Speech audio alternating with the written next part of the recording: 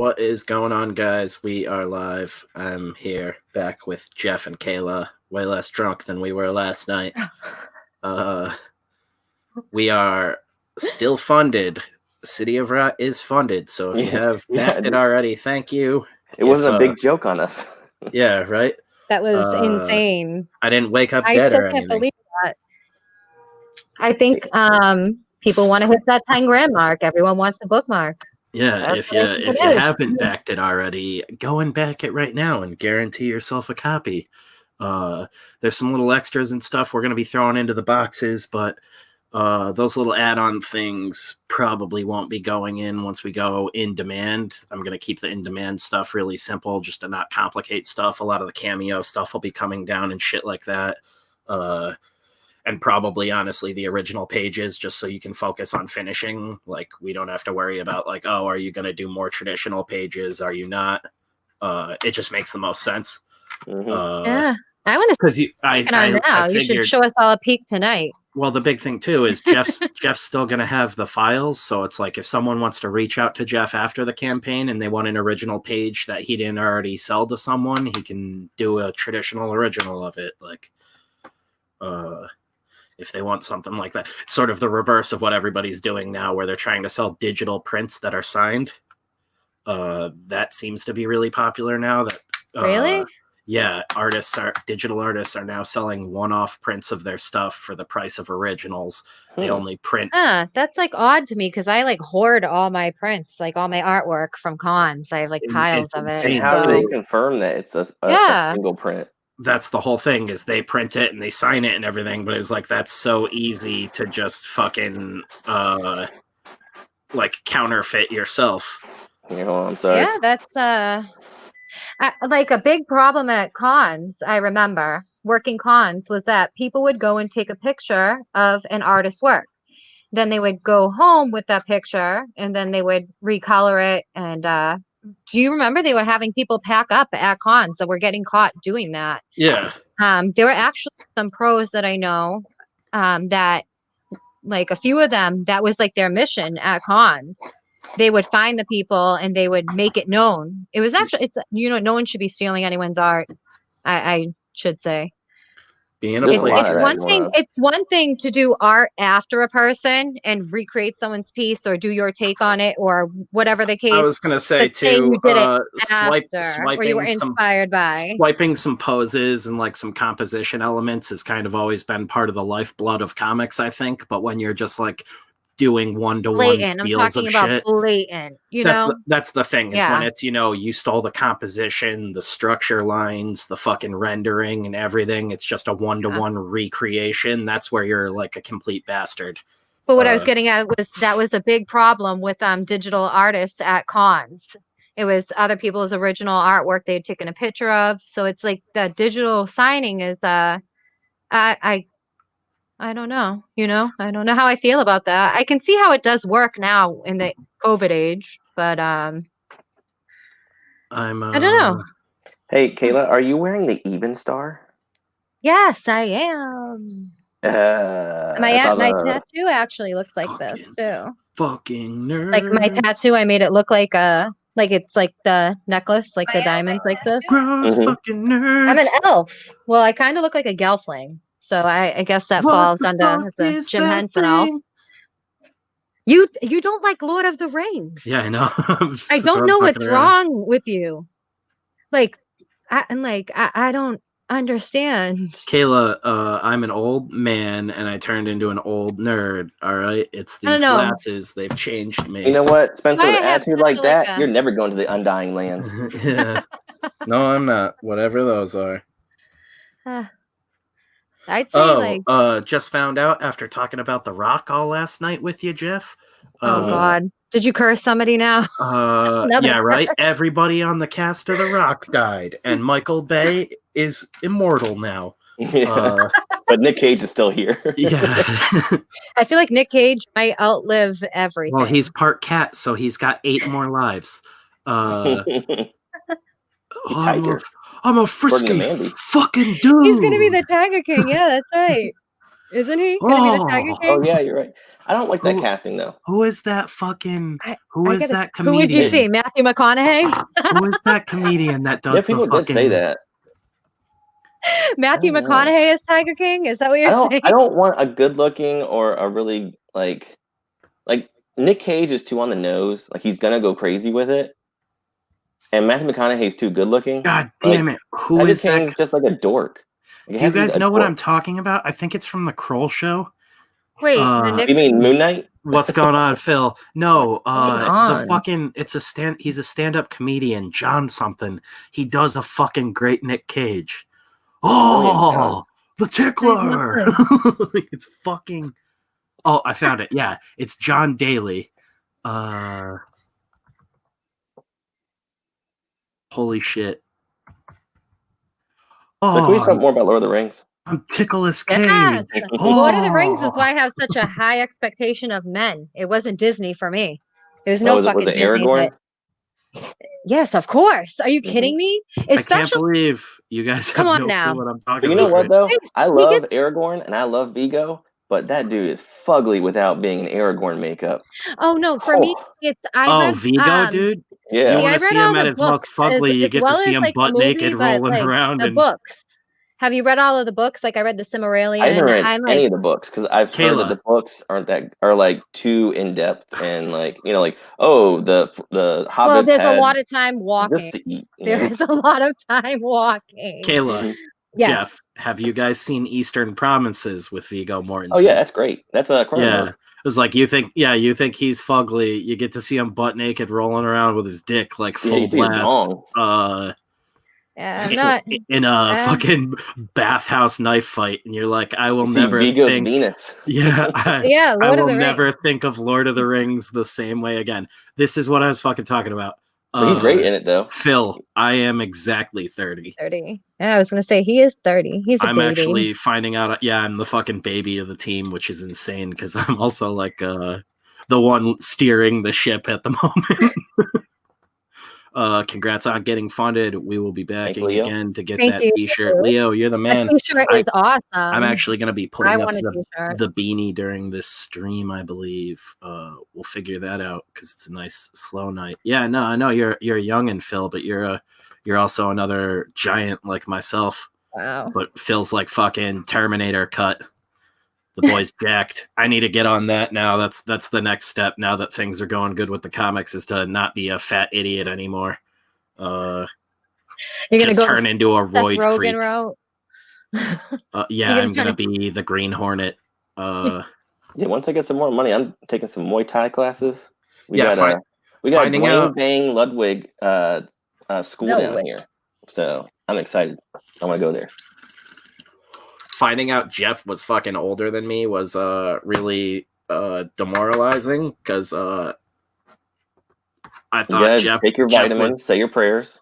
Yeah, right. Yeah. Jeff is like moisturizing and shit, and I look like the commandments of 40-year-old man. I look like a 40-year-old man. I got these fucking blue light glasses now because my eyes get all fucked up. Those look like what are they? Gunner glasses, like the gaming ones. Is that what they're called? Pussy glasses. You look like you look like you inherited the glasses from the old man from Up. Yeah.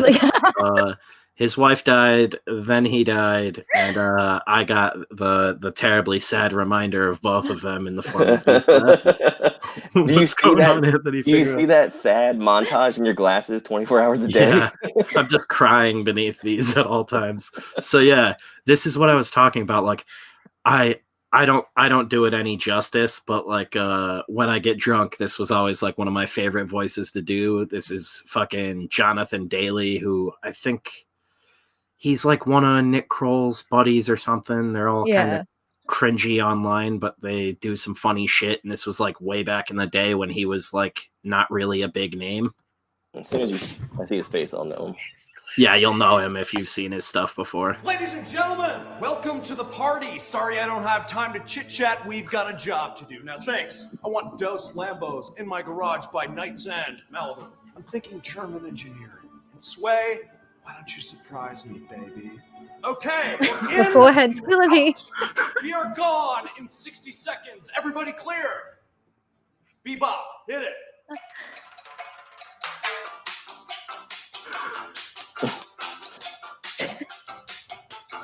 Stop it. Oh. Stop it. I'm ticklish cage. All right, Junior. This is the finest in Soviet technology. Gas-powered, air-cooled AK-47. The fucking hairline, and I can't. Dude, it's amazing. He looks like a hot dog with a wig on. Oh, stop it! When he puts his head back, though. Come on, you know I'm ticklish. I'm ticklish cage. I'm ticklish cage. Wake up. Take me dancing. Hey, baby. It's like an inch above his eyebrows. He salutes like this. I'm unlovable. Oh, stop it! Oh, No, I can't do feet. oh. I can't do feet.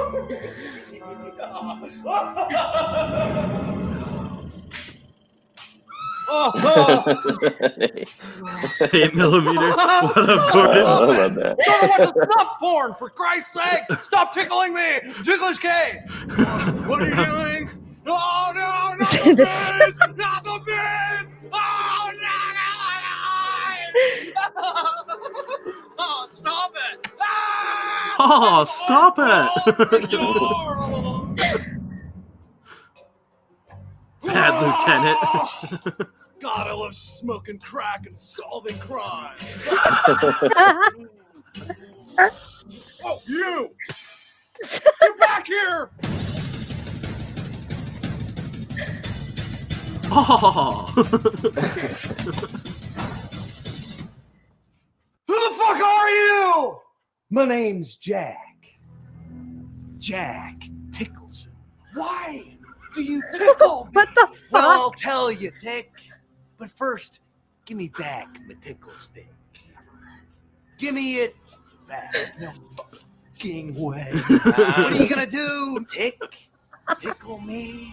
I ain't ticklish, asshole. Stay back, man. I ain't ticklish, asshole. Doodle. A tickly noodle. No. A tickle, laughy fine. Okay, fine. Give me that. Much obliged, ticklish. Get the fuck out of here. Much obliged. Holy shit. Oh! No! Fuck! He looks like a big toe. Like, Oh, stop it! Oh. I fucking love the laugh. He looks like a big toe. he Yeah, looks he's like a like big toe. That's that quality on-screen prosthetics. Holy shit. Is that Hans doing a Jack Nicholson? I feel like it was. Holy shit. Oh. What's your favorite Nick Cage movie? What is it? Vampire's Kiss? Con Oh, Air. yeah. No. Con Air. Con Air's good. Yeah, right. Con Air. Put the money back Con in the Air's got ball. some bangers. Isn't that another Michael Bay? No, I it have was no Simon clue. West. Oh, that was. Wow, I just always like, that's a Michael I Bay just knew that movie. right on top of my head. Right. They watch it in church. That's Every very much Sunday. our kind of movie. Like a lot of those, classic character actors from the 90s. Oh, if you told me I In went back person. in time and wrote Con Air, I'd believe you. Dude, I'd be down with Nick Cage as Heavy Hank. Oh man. Put the muscle on. Be fucking crazy. I would we have have to it get in Chris the Campbell as contract that Otto. we have to be on set for that. I'd be losing my fucking mind the whole time. Be like, I won't say a word. I'm just gonna like sit in the corner and absorb all of this. His kid's name is Kal-El, right? Hello. Yeah. Yeah. Do you understand? He is like one of the reasons that shut down the comic industry for a while because he bought everything, Mhm. like everything, because he's just a rad the fucking value dude. of it Lisa Marie went- made him sell it. What's up, Razmaz? No one could sell my comics. The dude's wild, and Sorry. it's cool that he's in like a sort of like a renaissance period of his career where he's just sort of doing shit he wants to do, not What's really his other caring son's so much name? about the money. I don't They're know. both named after superheroes. But I love that he didn't go like, you're going to be named Clark. It's like, you're going to have the weird name, Real- Kal-El. Kal-El. You're Kal-El. Nicolas Cage is this weird, like now, though, like swollen tonguey version of like Keanu Reeves with different inflections. It's really weird. Mandy was good. Keanu, Mandy? Mandy's amazing. Oh, dude, Mandy's That's and you know how favorite. I feel about the colors out in space. Panos Cosmatos. Color that out was of amazing. Space. You Color can never remember that. I can't, and it was so good, and it was so fucked up. You know how I couldn't look away, and it was great. Very Lovecraftian. These colors are from outer space. Just colors. Oh, so bright. What do I do with the color? Holy shit! I've never seen it. You say in the trailer, it's like you could touch it. It's color. It shouldn't be here, but it's a color. Fuck. that one at the end of Ticklish Cage. Fuck you. Didn't Cage own a castle? Probably two. Yeah, he did. Yeah, he did. Yeah, I mean, he was banging Elvis's daughter. Because he was a huge fan of Elvis, pretty much, which is like. Oh yeah, do you think didn't he do an Elvis thing? I feel like. Yeah, he did. It was the one where he was in the airplane. Like, you know, he would parachute from the airplane. I can't remember what it was, but I swear to God, he did. Probably owns Elvis's corpse. Yeah, it's called now. Yeah, do you think like the sweet talk to her was always about Elvis stuff? Yeah. He's like, "Oh baby, you look so sexy, just like your dad." Tell me about your dad. Damn, did you get that ass from the king? I don't even want to say what came into my head. I was just about to say the same thing. I was like, "Oh man, I got a bad one." Like, something about a hound dog or something. Oh no, I was going into dying on the toilet territory. Now my brain went there. Yeah, and you thought yours was bad. I'm not even gonna go there. Burned out in my head. I was just like, whoa. Yeah, that was what finally ended it. He was like, "Can you pretend to be dead in the toilet?" Yeah. She's like, "No, I'm fucking out of here." He took all the doors off the bathroom. Nick, so we got 2 days left for everyone to bed. We're off to a kick-ass start. We're always off to a kick-ass start. I need to get a new green screen. The colors are driving me crazy. I'm sorry, guys. I apparently need a ring light. My friend suggested I get a ring light. Oh yeah, you need to up your production value. I need to up my production value. I look like I have the police shining a spotlight on me at all times. If I was in my house, in my office, it would look like hoarders of fucking comics. Either someone's gonna go and fucking rob me, or someone's gonna fucking call hoarders on me with the amount of fucking comic book boxes and pops and action figures and shit. It's like, what's your favorite pop? My favorite pop that I have. That you own. It's honestly. This stream's not. I want to say it's probably my April O'Neil one. It's probably my April O'Neil one because my coworker Charles, the Lord T'Challa, if he's watching and not on Twitch, because I know he viewed our stream the other day.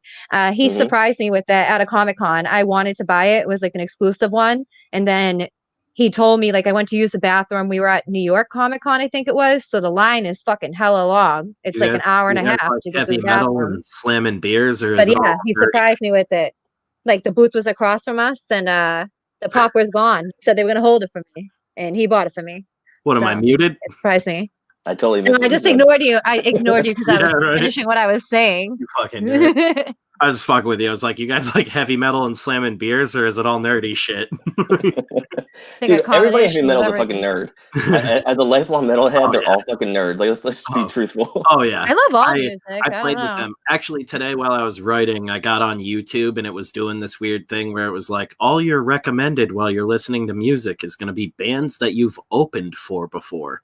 So, the best description if I've ever heard of metal. Familiar with East Coast hardcore, it was dudes like Vanna, the Acacia Strain, Architects, a bunch of different shit, and it was like all bands we had opened for like 10 years ago, and I was like, oh, I feel extra old now. And it wasn't even like any of their new music. They've had like newer albums release over the years, but it was like all shit from like the era of like when we would have been playing with them. And I was just like, I'm a dusty old man. I gotta show you this book.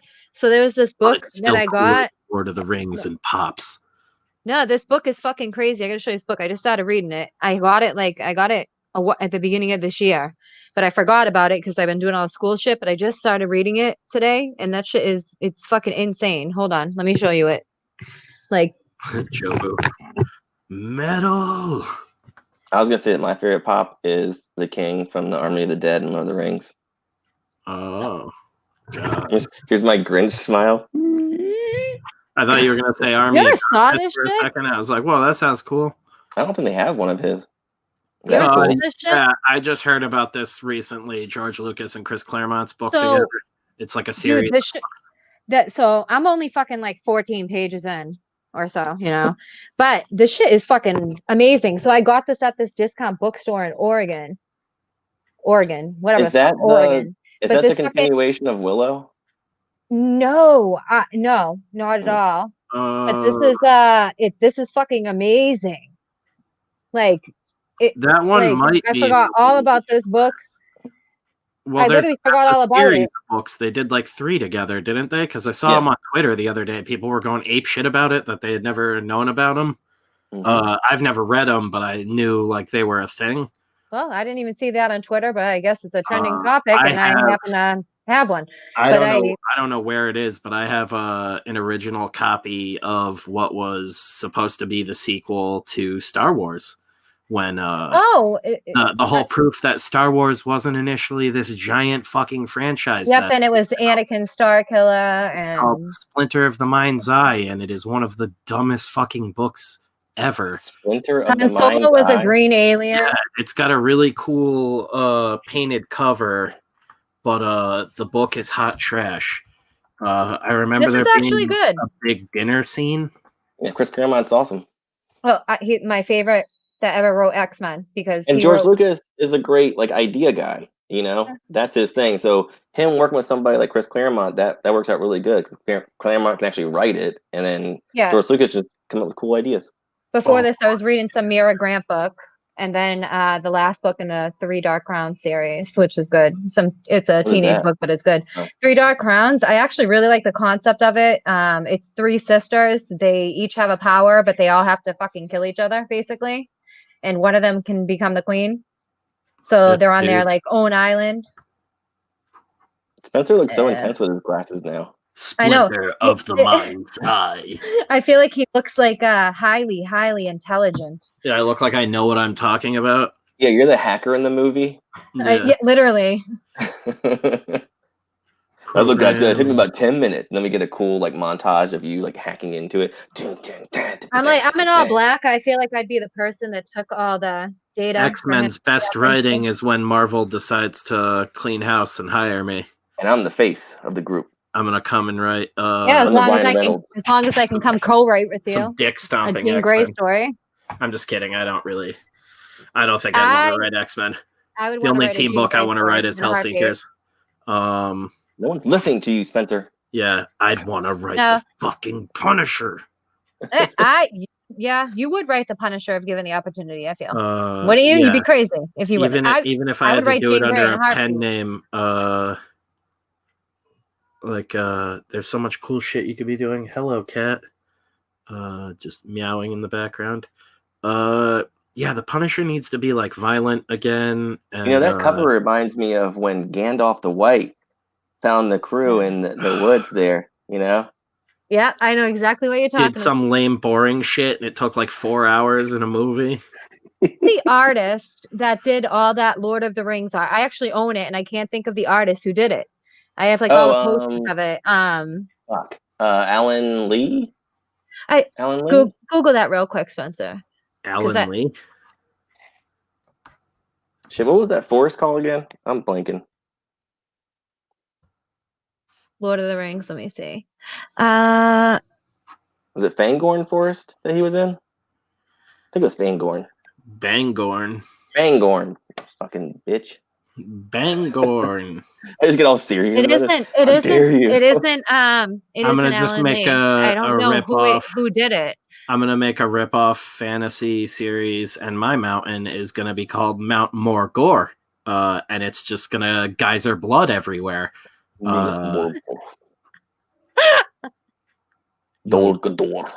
You'll both poop and bleed from the eyes when you visit Mount Morgor. I have to do it at my house and pull up, like, bring up the artwork because I have it there. I don't know how it adheres to the novel. Yeah, I didn't even know they did a comic before. That's crazy how much they will just merchandise the shit out of anything. Yeah, that was the original script. Evidently, Lucas had written it and then passed it off to somebody, to that dude, to write a book of it, and evidently it also got turned into a comic at some point. But you don't know what, like, the crux of the story was? I can't. I'd have to, like, Wikipedia it, because it was, like, so not, like, hard to read it. It was, like, hard to get through just because I was so uninterested from the moment I started it. It was an original story of an Ewok finding a magical bracelet he must take to a mountain full of lava. Oh my god! Not a volcano. A mountain full of lava. I want to die now.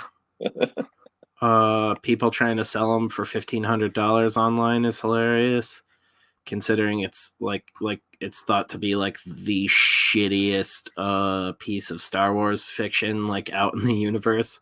That's the last. This Jedi. was before the 3 movies came out, but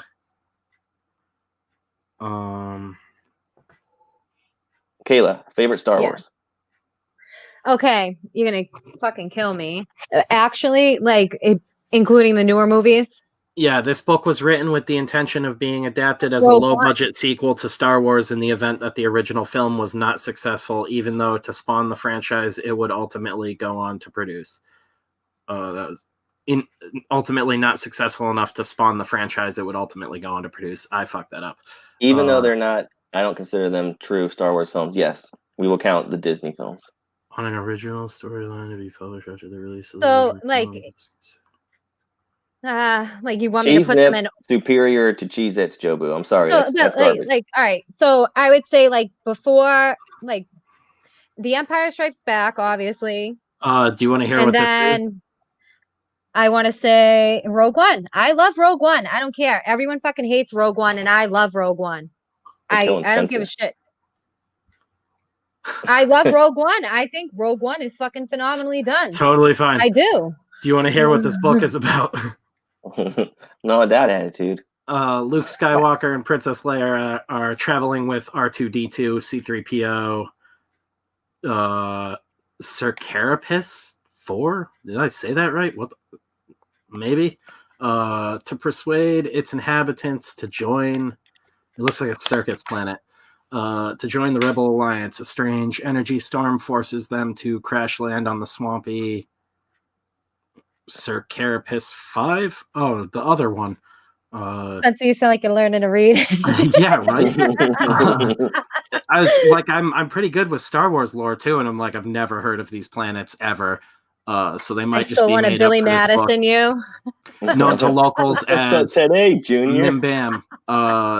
They begin looking for a spaceport. This is also a fucking Wikipedia entry, so it's written like for a 5th grader. Well, there's a lot of people that learn all their knowledge. They begin looking for a spaceport to get off the planet, but instead of find a town near which agents of the Empire have an energy mine, the cause of the crash.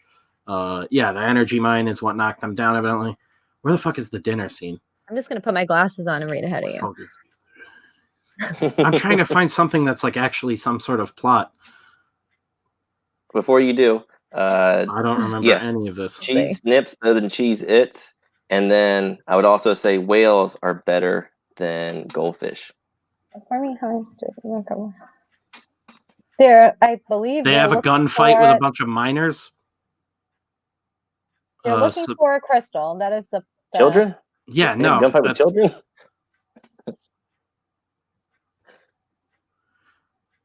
At a tribal banquet, Luke senses Vader, confirmed by Koei patrols. Imperials led by Vader and Grammel are approaching. When the Imperials arrive, they are surprised by Koei. Yeah, I just remember they're like eating at a dinner and Vader just like walks in. Yeah. And that's like... That wasn't... You mean an Empire? No, this is in the book originally. And it's like, okay. Like Empire synthesized it down into stuff that like makes sense. I gotcha. This book was like a first draft that somehow got published, and it's insane. This weird tribal banquet. I can't remember if it's like Ewoks or something. It's almost like precursors to Ewoks or something. Yeah, I know what you're talking about. They didn't have Ewoks. It was something different. It feels basically the Ewoks. Feels like Star Wars fan fiction, and it's insane. I have to find it. So it was the Disney films? Yeah, right. That's kind of like if you read that, it kind of feels like somebody read that one and was like, I fucking love this, and then was like, we'll use this as the basis for the new trilogy. Did you guys watch the last one? Yeah. No, I haven't gotten through it all the way. Rise of Skywalker or whatever. I watched it. Thoughts? You guys are stronger than me. Well, Spencer hasn't watched it, so I don't want to give an opinion. Go ahead. Don't spoil that. Spoiler classic. alert. Spoilers don't ruin anything for me because I'm not an idiot. What I thought about it, I thought it was ridiculous. Mm-hmm. To be honest, I would have preferred if Kylo Ren lived, and I would have preferred if she went pure evil and he had to take her out and they reversed. When I was a kid, they made the Star Wars novels, and I don't know if you read any of them, but I'm pretty sure it was like Han Solo and Leia had twins. Isn't that all the Darth Plagueis stuff? Like I can't really remember. It was like a... But they were twins. They had twins, and one of them was good and one of them was bad, and like I don't know. I didn't understand like the whole kissing stuff and everything. Aren't they related some way? Or I was very confused. Like, are they like cousins of some sort? Or if Rey's just a regular ass chick. But he said that he created her, basically that she came from him. No, she was his granddaughter. She's his granddaughter, and he is his great grandson. Then, right? Because he's Anakin's father. What Anakin's two characters are we talking about here? I don't know now. I'm confused. Who kissed Kayla? No, so Kylo Ren is Leia's son. Kissed Rey. Yeah, they have no relation. Yes, they are related though through him. No, they aren't. No. Who the fuck is Rey related to? Because Leia's father what movie is were Darth you Vader. watching? No, you guys are not getting what I'm saying. Okay, Kayla, who the fuck is Rey related to that is somehow related to Darth Vader or Leia or anyone? No, not any of them. What the fuck is his name right now? I can't even think. I don't know, because you're saying she's kissing someone she's related to, and she's not related. They're not related. Mysterio. Yes, they are. They are related. No, they are not related. Yes, what the fuck are you talking about? I feel like they're related. They're related. They have a whole shitty movie built up to her not being related to anyone of importance in the Star Wars universe that pissed off the entire fucking Star Wars fandom. Well, I was pretty sure how I interpreted it. Because she's literally no one and not related to anyone. Yeah, Jobu's probably closest in this argument with fucking Jar Jar. She's probably a Gungan, if anything. She's not related to fucking anyone. Like Misha I thought she was Skywalker. related to what's his fucking name there? Luke? No, not Luke. Who? No, I can't think of what's his fucking name at the end of the movie. Who did she take out at the end? Kayla, you don't remember in the second one where they cut fucking what's his name Snopes in half or whatever, and he's like there's that big fucking scene they thought was going to be super powerful where he's essentially like you thought you were important and all this shit and your parents were like fucking scavengers essentially, like you're a no one. He literally tells her she's a nobody. Holy shit, dude. Like that is the only point of that whole movie. Some way. That whole movie is literally like you're not related to anyone. I didn't know that. I like, really thought that movie I really thought that was like worse than the last Jedi. You thought they were just doing like a soft reboot, having I don't know. The only movie out of all the new movies I liked was Rogue One. That was the only one I liked. Holy shit, dude. I was like, what are you getting at? The only one I liked was Rogue One. Well, probably because you weren't paying much attention. The new series. No, I really couldn't pay attention. You're probably confused because doesn't she like announce she's Rey Skywalker at the end? She just assumes the Skywalker name, but that's her. I don't even remember that happening. Yeah, that's her taking on. Yeah, an old lady says to her, she's like, "Who are you?" And she goes, "Rey." And then she looks into the distance for like 30 minutes, and then she finally looks back, Skywalker. And then I couldn't even remember that. And then the funny part too is that she takes Luke and Leia's lightsabers back to Tatooine or whatever. I didn't even watch the fucking movie. And the whole fucking point of the first movie is that he wanted to get the fuck out of that planet because he hated it. It sucked. Could you imagine his shit back to it? Could you imagine if Kayla saw some test screening where you found out they were related in the final one, and she's like, "No, I definitely saw this. What the fuck?" I was like, no. I didn't even watch this movie, and I know you're completely wrong right now. That. The movie. I don't know. The only one I could focus on was Rogue One. The only reason I'm passionate about that is how punished I felt after watching that second one. The second one was the worst one out of all of them. I don't remember the second one at all. Like, yeah, I at least remember the last one semi. That's the whole point of the second one, is that she's an absolute nobody, and Kylo Ren is like, "Yo, you're kind of like an ordinary bitch, but that's all right by me. Take my hand." And that's like the culmination of the movie. And you're like, are you fucking kidding me? Like, it was so, you could have just been like, "You're a Skywalker and now I have to kill you." But like, and build on that in the next one and develop it more. But they're like, "We're going to do something so crazy out of left field." And it just sucked. And then they cut their main villain in half that they built up, that I thought for a while was going to be shriveled up old Vader. Even though we saw him as a Force ghost, he had the same fucking implant scars and shit on the top of his head. And I was like, oh, that would be some sort of weird thing if they were like fucking dickhead Palpatine or whatever figured out how to jump into Vader's corpse. That'd get really weird. I'm like, that's at least more interesting than what they did, which was cut that guy in half like a old turd. And, all I know in the prequel, an awful fight scene. After the prequel, there's quite an age difference. Will they still fuck it up in slow motion? It's like slow motion in real time somehow. You're like, And fucking, what's her name from Jurassic Park? Her whole character is like, "I'm not gonna tell you my plan just to teach you a lesson, even though we're all gonna die." Dude, after the first one, it was just like Finn should have just gotten his own like standalone movie. That's like he should have been the focus.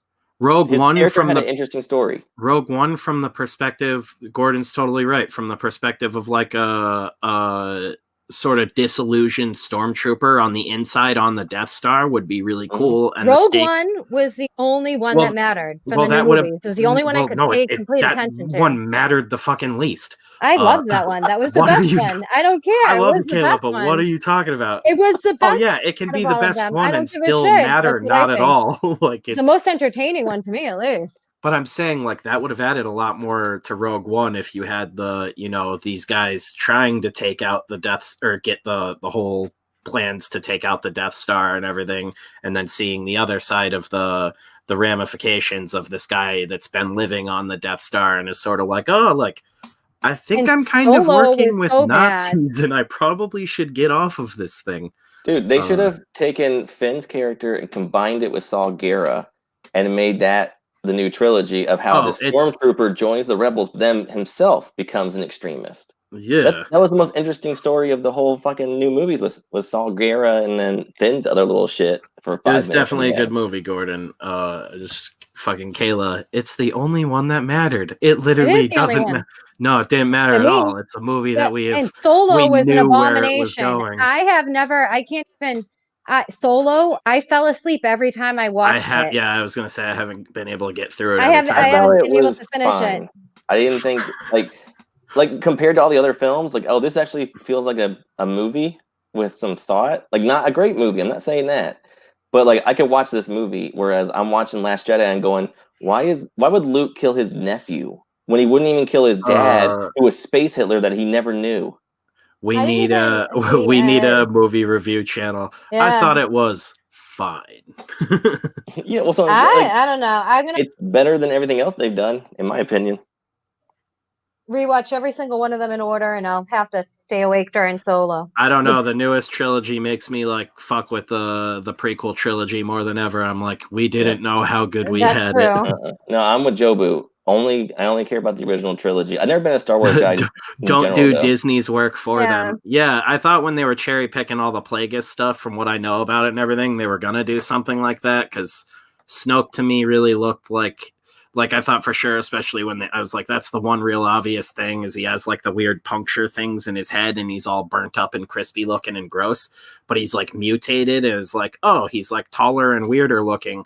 You could just be like the fucking power of fucking Plagueis like deformed his body when he hopped into Vader's corpse, and now he's all weird and fucking distorted looking. I think you need to go right for Star Wars. It's like, oh, Snoke makes sense now. We have our big bad again that people recognize. It's kind of Vader, but not really.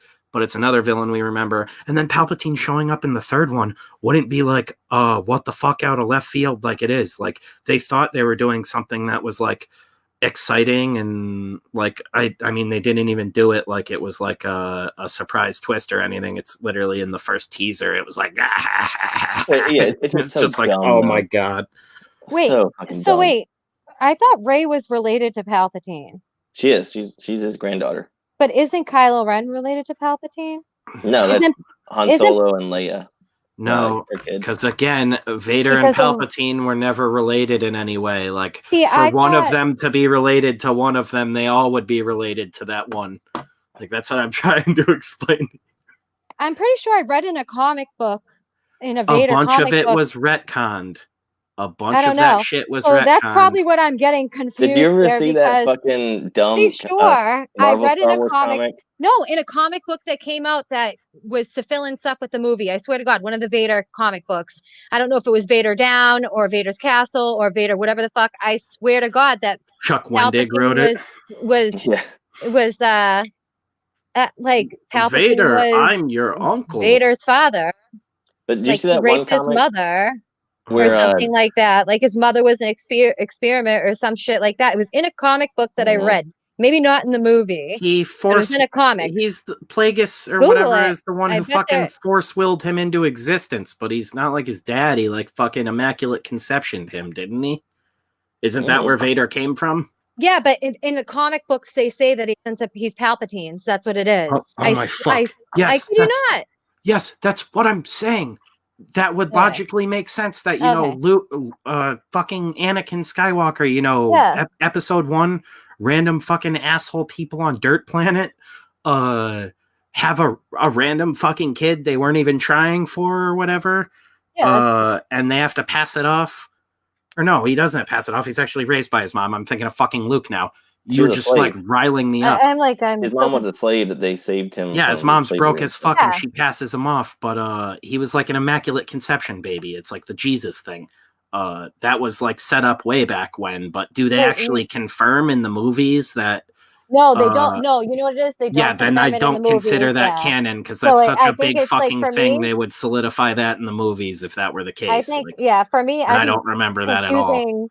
I'd be confusing all my comic information with movie stuff because I pay more attention to comics than the fucking actual movies. That's why I get depressed with X-Men shit. Well, that's the whole thing. The movies bum me out now. I see them like when they come out, and then I'm like, all right, I'm done with it. I read a 16 fucking page thesis paper comparing Dark Phoenix, Chris Claremont's work of art, to that fucking abomination of the movie that came out.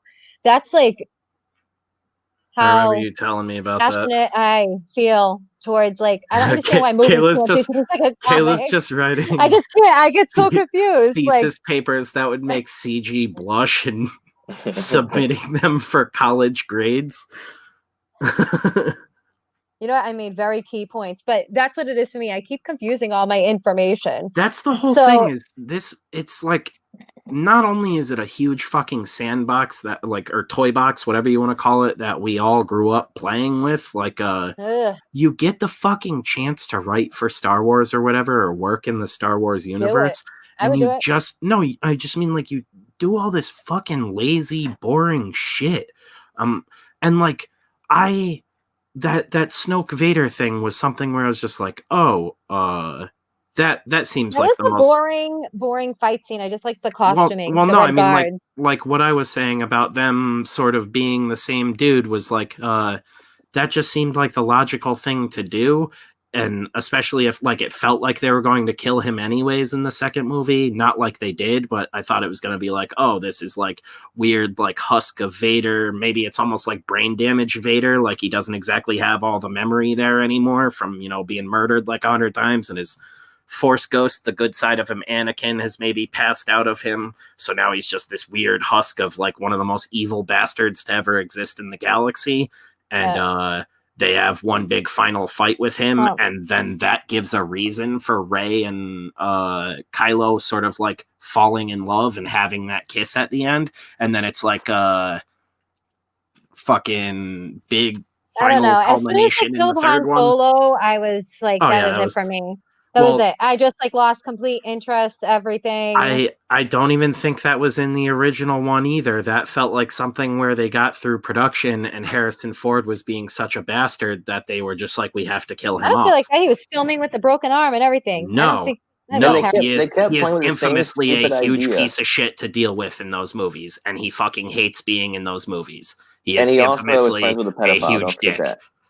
What? Yeah, I've never heard of that. Harrison Ford is a huge piece of shit on set with those movies and a huge bastard to deal with those. He barely does press for those movies. And yeah, I love Han Solo's character, regardless of whatever a wicked about dickhead. Harrison Ford. I love Han Solo's character. He was my favorite in all the Star Wars movies. He's a great actor. Oh yeah, you can be a great actor. Dickhead. You know what I'm saying? Like, I mean, I don't know him personally, so it's like it's not even like he's a dickhead for the art or anything like that. Like when people are getting in the way of getting shit done, no, he's just like unpleasant to be around at all times and is like a piece of shit to people. And there's countless stories about it everywhere, and you can see footage of him doing press for these movies and just shitting on everything. And it's just like he was doing it before we even knew the new movies were going to be a shit show. Like, and he's not even like the new movie's a shit show. He's just always been like, fuck these goofy ass movies. Like, and he takes himself way too seriously. He took that role just so he could have Han Solo finally killed off and be done with him. I thought he wanted to do an Indiana Jones. That's why he reprised his role. Yeah, that's what I heard. He wants to give us more shitty sequels to Indiana Jones. Yeah, Indiana Jones and the bastardized Scientology. Disney wrongly doesn't think Star Wars fans are intelligent enough to grasp something that complex. See, I think I'm a big idiot too, so I don't even think that's really complex. Like I'm such a realist. I think if I ever got into a position like that, I'd be like, no, I'm not prepared. I don't want to let down the fandom. I'm surprised there's not a backlash against Disney in a way, just because of how everything is nowadays. If they go and look back at like the history of Disney and Walt Disney and everything, if Disney was gonna get backlash, I said this to Jeff like one of the first nights we streamed. It would be because of that. What's his name? Ike Perlmutter or whatever the fuck. Oh yeah, the dude who basically runs all of it. He donates millions of dollars a year to Trump. I don't give a shit who you vote for. Like, I don't want to get into politics, but it's like all these people at Marvel that are shitting on people for being Trump supporters, and like everybody that spawned the CG movement and everything. Those people are so fucking silly and deluded. A bunch of them work for Marvel and basically make money for a company to pay this old dude to donate a fucking ton of money to Trump so Trump can be president again. So at the end of the day, you're helping the dude get elected. So who are you really fighting for, sort of thing? I think it's fucking hilarious. That's why I don't care about politics. At the end of the day, it's like, don't fuck with me, leave mine alone, let me do my thing, and I'm fine. Like, everybody go about their business and don't fuck with each other. I just like to read good shit and look at good art. That's it. You can be a patriot and also not be a bastard. Favorite Indiana Jones movie? Temple of Doom. Yep. Yeah. That was the best one. For real? Yeah, it is the best one. All right, nice. What about you, Spencer? Fuck. Really? Temple of Doom? No, let me say this. That's the hard part. Is a superior film, but Temple of Doom is my favorite. Wait, which one's the superior film? Raiders of the Lost Ark is like a perfect film, but because Temple of Doom is just my favorite. I grew up watching that a million times, and I love how Temple of Doom's the heart rip. Mm-hmm. Yep. And Short Round, one of the best fucking characters ever. But Raiders is fucking the Nazis, right? I love Raiders. I'm not saying it's a bad movie. I love it. I'm saying it's a better film. Last Crusade, the one with the classic. fucking goblets. They all too, are right? good. They're all I'm good. like, I'm sorry. I'm like, how can you do this to me? I'm like, I just know a young. I have Harrison to ask Ford too, because my young brain. Motherfucker, I don't care. Young Harrison Ford from that time period. I get that. I'm saying though, my young brain just like smears all those movies into one movie. So I'm like, wait, I'm trying to like cut them apart to remember which one ends where. Okay, and so we have Crusade has Sean Connery. Yeah. You gotta go by the chicks. Yeah, Crusade has. I think that's why I always really liked that one too, because my dad was like nuts about Sean Connery. Same thing with The Rock. Like I told you, like The Rock came out, and my dad was like, "This is the coolest fucking movie ever." And I think that's also why I just always thought it was a Michael Bay movie. Is my dad randomly like he's not. Or not The Rock. The other one we were talking about before, Con Air, because that's another one that he loves too. But I just like anytime my dad's one of those dudes that won't remember like a director, producer's name, nothing like that. Anything, even stuff that he really likes. But like he always seemed to love Michael Bay stuff. Like I'm pretty sure even like the Teenage Mutant Ninja Turtles and the Transformers movies when those came out, and he's not even like a big comic book dude like actively anymore. I was not happy with the Ninja Turtles. I don't want to talk about it. It was weird. The second one, like they always do like the look of things really well, and then the tone is like all over the place. But the villains ended up looking great. Weird. But Megan Fox is amazing. I wonder why. April O'Neil has to be a redhead. I'm right, Jobu. Sorry. It like short circuited my brain trying to think about it. You can't make me choose. No, it's one of the greatest trilogies of all time. But I'm just saying. I grew up watching Temple of Doom a million times, and I love how it's just like almost 100% a horror movie. You know, like it just goes so over the edge and like the dinner eating scene is one of my favorite things ever. I just was like, why didn't everyone? I always was thinking, like, why didn't everyone go in revolt that was like working down there at Force and like at first? Like that's all I was thinking. Like, even though I think they were chained up and shit, but this like, is immediately what I thought of. This is what I thought of when Jeff told me I had to pick. Your mind was fragged. That fucking crying toddler meme with the gun on the beach. Don't make me choose. He looks like Winnie the Pooh. Yeah, dude. Have you guys never seen this? No, I've never seen this before in my life. Yeah, this is like a super famous meme. It's like is that fucking true? Like what the fuck? No. That's the meme though, is it looks like, it's like you like reluctantly and sadly like having to put something down. It's like one of the first ones I ever saw was like I don't even remember what game it was, but it was something like fucking when she tells you it's her, the PS4, and it's just that kid crying and cocking the gun. Yeah. What about PlayStation 4? I'm sorry, what? I'm trying to find it. When the girl tries to make you choose between her and the PS4. Oh, that would be a problem for me. I have to choose between my PlayStation. Look at this one. This one's relevant. When you tell your parents you want to be Batman when you grow up, but you realize what must be done. Dude, did I ever show you the meme about going on the Batman ride? There was this meme, like, going on the Batman ride. The kid and his family. We popped it up and immediately found exactly what we needed. The comic book related version of this meme. No, there's a better meme for Batman. It's like Batman the Ride, and it's a kid with his family, like his mom and his dad going on the ride. He's all excited. He goes on the ride. The parents end up getting shot. He's off the ride crying. He's an orphan. You have to see the meme though, then you'll laugh. You ask your wife and she says over my dead body, and you realize what has to be done. When they draft me in World War III and I run into Muhammad from the gas station that never checked my ID for rollies. Oh my god. The dude who used to sell me Lucy's. I had to gas him.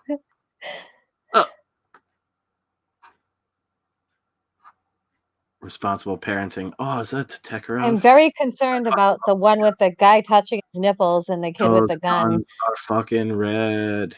Yeah, that happens sometimes, Kayla. I don't know. Fucking. That Batman one is too good. I know that could be a screensaver or something. When your phone storage is full and you need to choose between your playlist or memes. What's in your pull list right now, Kayla? My pull list at the store? Mm-hmm. Hot trash. What's like the best thing out right now? That's a better question that you're enjoying. I'm going to leave you I'm enjoying currently. Because I need another beverage. Damn, I really have to think about baby this. Bladder. Baby bladder Spencer. Baby bladder, Jeff. Have some whiskey with me some night. We'll see how many times you pee. No, it burns. I have a bladder proportional to my enormous size. That's why when I go to the bathroom, I'm pissing for like 3 minutes. It's just a hose. Yeah, dude. The whole bathroom down. You have an Austin Powers piss. That's what it is. It's like you got out of cryogenic freeze. Yeah. Rip Mohammed, should have changed your name, bro. Maybe don't join the war next time. Oh man. Yeah, I'll be back in a couple minutes. You guys hold it down and talk about your poll list, Kayla. Well, my poll list, I just go in and just get what I want lately. I'm behind on like all my comics. I have like literally a short box out back that's filled because I get every X-Men title. I haven't read things in a while after. How are you liking X of Swords or whatever the fuck it's called? I have all of them in my box, but I haven't gotten any of them. And what do you think of? Have you read any of Hickman's X-Men run? Some of it. I'm pretty sure he was the one that wrote the Jean Grey, Cyclops, Wolverine thing. Oh yeah, well, they had like a room that connected to both of their rooms, right? Yeah, I was not a fan of that. When did Cyclops get turned into a pussy? Always. No, he was a badass. I never was a Cyclops fan. I always thought he was a scumbag. I always thought he was like a goody. He was still a badass. When he went crazy with the Phoenix Force, when it was like Avengers versus X-Men, I would say like that's when I liked him. But I don't know. I'm saying he was always a straightforward like alpha male. Why would he be cool with his chick banging another dude? Why? First of all, why would she want to go from fucking Wolverine to fucking Cyclops again? It's not the question. I'm saying, why would Cyclops be cool with it? He wouldn't. It would. Neither of them would be cool with it. Wolverine would never be fucking cool. I don't know why they did it, and I don't like. I'm not a fan of it, and I think it tarnishes Jean Grey and like who they wrote her to originally be and her character. I don't know. I was not a fan of it. I don't understand the principle of doing it.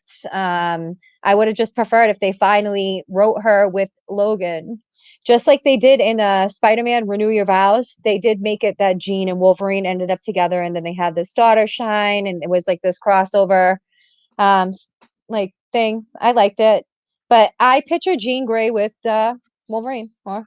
Because adamantium cock. I don't think that there's. Well, no, it's not that.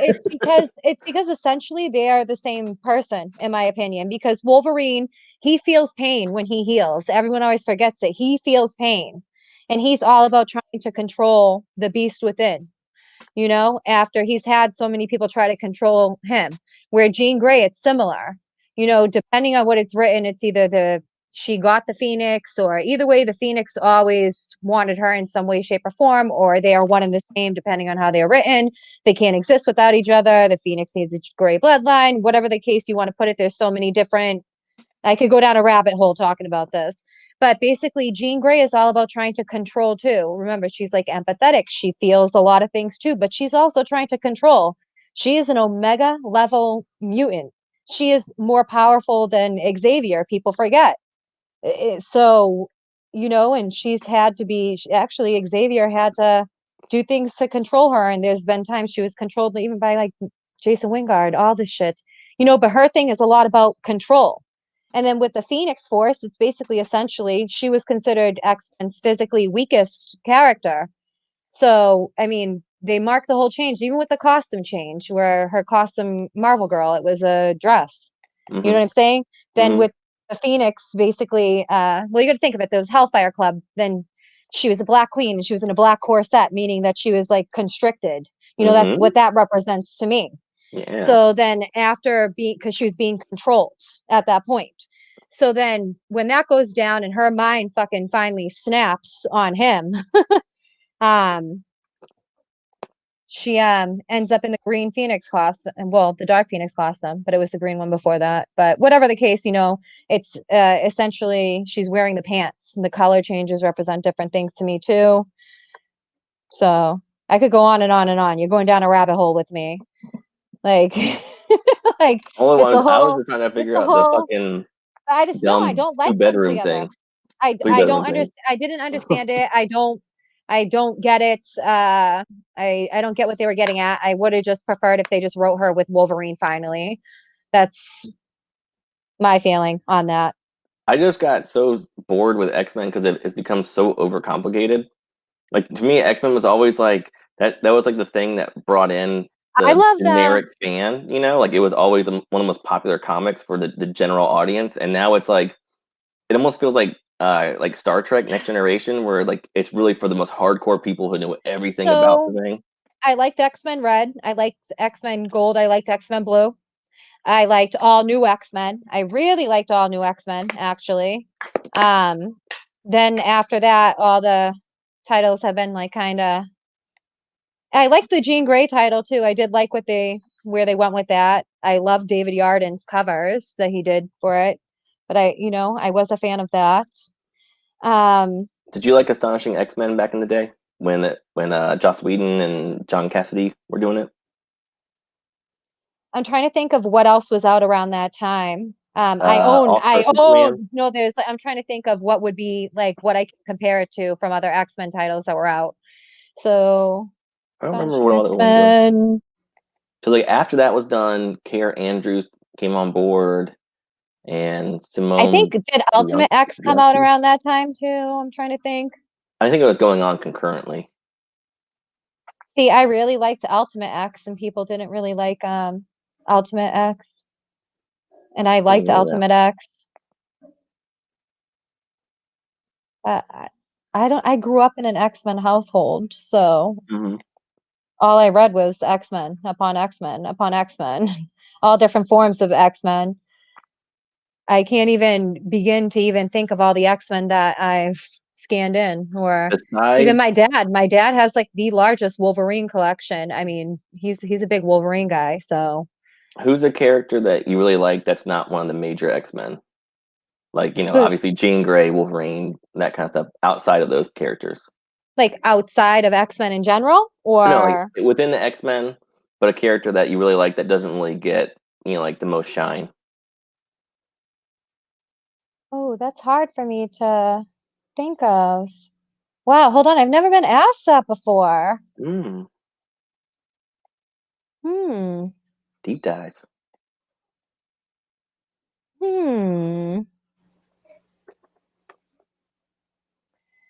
Magic. I don't think Magic gets enough shine. I love Magic. Magic's fucking badass. Nerd. Just she's come back just in time. She's so super powerful, and she gets. We got another backer. Isn't the girl from The Witch Magic in the movie? Which who? I don't even know what movie. The New Mutants movie. I haven't even seen the New Mutants movie. Yeah, Magic is in it. Yeah, but isn't that the chick from The Witch? Maybe. It's The Witch. I don't remember. The movie, The Witch. Kayla probably didn't see that. I have been so school shit. It's not even funny. Can you hear me chewing? Can you hear me chewing? No, I don't think so. Okay, good. Shout out to Shay Zombie. She just backed us. We got another backer. Hey, thank you. Give her a little shout out. She was like one of the first people to reach out to us and get us on her channel to promote City of Rot. So a huge thank you to Shay. And thanks, Jobu. Over at Red Valkyrie. They are kick-ass. If you don't already follow them, check out their page on YouTube. I think it's just Red Valkyrie. I don't think it's anything crazy right now. Shay, I think it might just be Shay the Red again now that it's not Halloween anymore, but I'll have to check that on Twitter. But yeah, she's red. Thank you. I went back and checked my backing today. Back the Ashcan, newsprint, Hangaround, and the Alterna bundle. Jesus. So glad you dudes got funded. Thank you so much, Joe. Thank you so much. Yeah, Shay is awesome. I'm actually putting up the beanie in a little while, and I think I'm going to do a beanie and t-shirt one. Where you can get them, if you get them both, it's like $5 off. But I'll have that up for tonight. And we actually have beanies coming in this week to check out prototyping and stuff. So that's going to be really cool. Yeah, we should do a Tim Pool podcast now. We all wear our beanies every episode. I'll just shave my head. I like that you don't have a hat on tonight to prove your hairline. I was like, why won't he take it off? He's got a luxurious head of hair. Combed it too. Prove him wrong. If Kevin's watching, he's probably laughing hysterically right now. I was like, why is it coming at me so hard right now? Or has no recollection of last night because he was rip-roaring. I don't know if you noticed, so like every 5 minutes that dude was doing a shot. Just the whole time we were streaming. It explains it. By the end of it, me and him were like incoherent, and Jeff's just falling asleep. It's like, we should end this. We're all drooling in different ways. Right. I couldn't fall asleep last night though. Like I was super tired, but I was so amped up from the funding. Oh yeah, the last thing I remember was the sun coming up through like our window curtains and like shining in my eyes, and I was like, oh fuck. And then I was like waking up in the middle of the afternoon. Well, you were like fucking Josh Hartnett and 30 Days of Night. You just sat out there while Lady Rooster stroked your head and you turned to ash. That's what she does when I fucking have my crazy migraines. We just stare at the sunrise and she strokes my head till I explode. Mm-hmm. I bet she does. Yeah, right. That's horrible. Somebody clip that. Full body. I think he was talking about the merch. We got to throw in some track pants too. We're just gonna do the what is it? Bruce Lee Game of Death. Is it Game of Death? The motorcycle outfit? Yeah. Mm-hmm. Yeah. Just do Game of Death because I love that gold onesie. We're all wearing a onesie from now on. Yeah. Death Curse motorcycle onesies and beanies. Time has been kind to my hair. Yeah, mine too. Like it's like a coin flip in my family if you're just gonna end up like fucking stark bald or like I'm not receding, but it's holding on. Yeah, you got the Dracula peaks. Yeah, I got the Widow's Peak, Namor going, but it's still there. It's still holding on.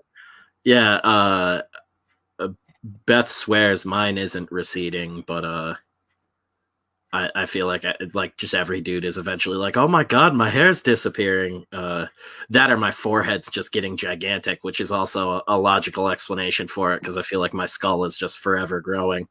Both of my grandpas were bald as a stump, so oh man, it could go either way. I could lose it all in a flash, or I could hold on to.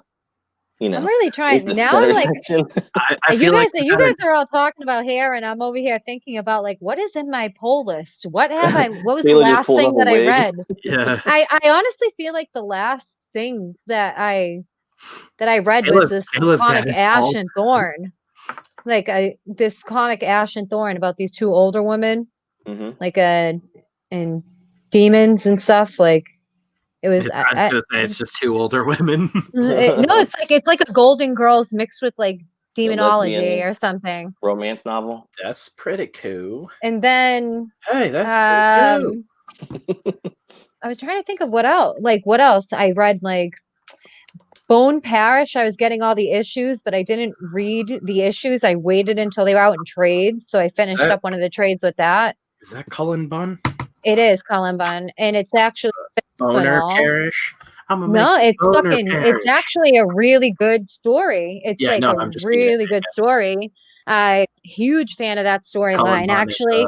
And there were so many, like, there was a whole, like, Gamescape. Sorry, Gamescape wasn't talking about the merch. He was saying Jeff's hair has a full body, probably uses a good conditioner. It's very thick. I always get told that. Luxurious man. Yeah, that's the one compliment I've gotten like all my life is I'm a giant chud. Built like Shrek, but I have the hair of Jesus. So chicks have always been like, "Oh my God, what do you do to it?" And the answer is always like, "I'm a gutter human. I don't do it's much." Full of jizz. Yeah, like I hang out where the homeless guys like to hang out and puke on myself. Like, no. I haven't even read the 3 Jokers yet, and I have them. That's hilarious. Everybody likes it, but it just sounds so dumb to me. I hate about 4 Jokers. I just hate having like multiple of a character. Like, meh. That makes me think. I like it in I liked it Spider-Verse kind of when it happened with the whole clone. Jeff, did I show you that Come Town bit with Dan Soder where they do the Mark Wahlberg 4 Brothers movie bit? Yes, you sent it to me. Holy shit, Donnie! What about 5 Brothers? Yeah, it's just a competition. Yeah, that's all I think of when I hear 3 Jokers now. Is like, holy fucking shit, guys! What about 4 Jokers? Oh my fucking God! That's something that really bugs me. What you sound like Harley Quinn, and Harley Quinn is like the one character I cannot fucking stand. And Superman, his chud like a cabbage patch kid or something. Yo, Gamescape, you're into synthwave and you don't know. It depends on who writes Superman, but for the most part, that's absolutely true. Most people don't get Superman, and so they just write him as either like an authoritarian dickhead, or he's just like a total dork. I'm just not a Superman. I love Superman. I read All-Star Superman, and it changed my whole because I hated him too. And then I read All-Star Superman, and it changed my whole perspective on him. I was like, oh my God, this is an amazing character. You can tell really weird, cool stories with. It just nobody ever does it. I always thought DC had better villains than Marvel, but Marvel has better characters for me because I feel like the Marvel characters' background stories, like the ones I at least grew up with, were more in detail, more in depth. I don't know, just like. But as I've gotten older, I used to like Marvel characters more, and then as I've gotten older, I found myself really liking the DC characters. And I've heard that with other people too. I don't know if it's just something about them having this very classic, nature to them, what. I think for me, it's obviously like being a woman. Marvel has always had really strong female characters that kicked ass, like always. Gamescape. So we're breaking for a second. Chud is from the movie Chud. It's an acronym for cannibal humanoid dweller. I just watched that movie the other day. First one. I almost watched the second one. Describe like ugly dumb people, like myself. Superman can be terribly mishandled. But like, absolutely correct. And you know what too? There was a whole time. Here's another thing. Here's another thing too. They never match up really. Like they did a whole crossover. What was it? Not Amalgam. Was it Amalgam? At first, like when they crossed over and then they ended up in the same universe and then characters combined, or they fought. Oh, like Amalgam. Yeah, whatever it was, like that. Amalgam. I actually loved all of those, but it wasn't that I'm thinking of. It's something else. I actually loved all those combinations of characters, like Batman, Wolverine, and that shit's awesome. I love that shit. But it was a Dark Claw. Dark Claw. Yes, it was Dark Claw. I was fucking sick. The Wolverine Batman. Yeah, Dark Claw, and I fucking even love that name, Dark Claw. That's fucking awesome. That makes me feel like that's someone that's gonna go and definitely kick ass. Blew my mind as a kid. It was like, holy shit. Thor is fighting Captain Marvel, even though he was Thor in his half shirt thing. I would have matched up people differently. Like there was like a DC Marvel crossover thing. I can't remember. There was like a JLA Avengers one with George Perez drawing. Oh, I remember that. Actually, George Perez did my favorite Wonder Woman run. Just randomly. He's great. He was my favorite Wonder Woman run. But I forget. But I didn't like who they matched up people with. Like I would not put Batman against like Captain America. I would not. I forget. It was Batman against Spider-Man. I can't fucking remember what the fuck it was.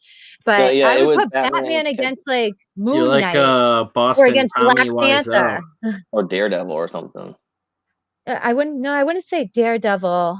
I don't like the matchups that they do. I would put Superman up against like Jean Grey with fucking Phoenix Force or Doctor Strange.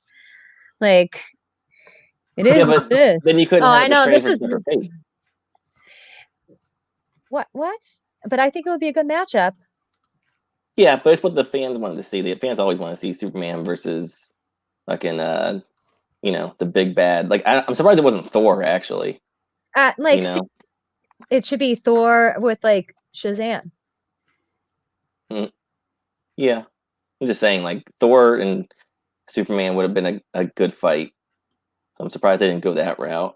They could have went that route, actually. I could see that, but I would like to see Superman go up against Doctor Strange, just because Superman is weak to magic. People tend to forget, or like, why can't Superman go up against Phoenix?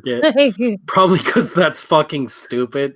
Well, there's like a lot of stupid shit. Like when you look into it, it's like, oh, Superman can only fight in hand-to-hand combat. He's in flight. Kryptonite wasn't dumb enough on his own. They were like, how about magic too? Well, I hate too when they take Superman and they're like, oh, he doesn't have any fighting skills. He's just a brawler. I hate that. Like this guy's taking on aliens from all over the universe, and he wouldn't learn how to fight. It's fucking stupid. Supposedly, I think I read someplace that the best at hand-to-hand combat sucks in the whole DC universe is actually Wonder Woman. Someplace I read that Wonder Woman is the best at hand-to-hand combat in the whole DC universe. Someplace I read that someplace. Yeah, Thor and Superman fought in DC versus Marvel Comics. Yeah, I think that is what it was. Was Thor and Superman? I can't remember. But then the amalgam stuff too is all like the fans voting on it. So like all the winners of that were pretty dumb. But I mean, it was still fun. But it was like Wolverine beat Lobo and shit like that. Would you say Lobo is DC's Wolverine? I mean, would you say that? He's like infinitely stronger than Wolverine could ever be. It made no sense. See, like, I don't know. Like, as far as matchups go, I mean, so that like Zatanna is super powerful, and I don't think she gets enough shine in DC. I really don't. I'm surprised they haven't changed her costume. Well, they've changed it somewhat. Like, yeah, no, but I mean, like with the way everything is now. Yeah, like, I'm surprised they're not like putting her in like a full bodysuit. Well, Harley Quinn's half naked. I mean, Harley Quinn had a whole series come out basically about her sleeping with the whole DC universe, and people loved it. And that's okay because that's woman empowerment. Trying to figure out what I should charge for the beanie.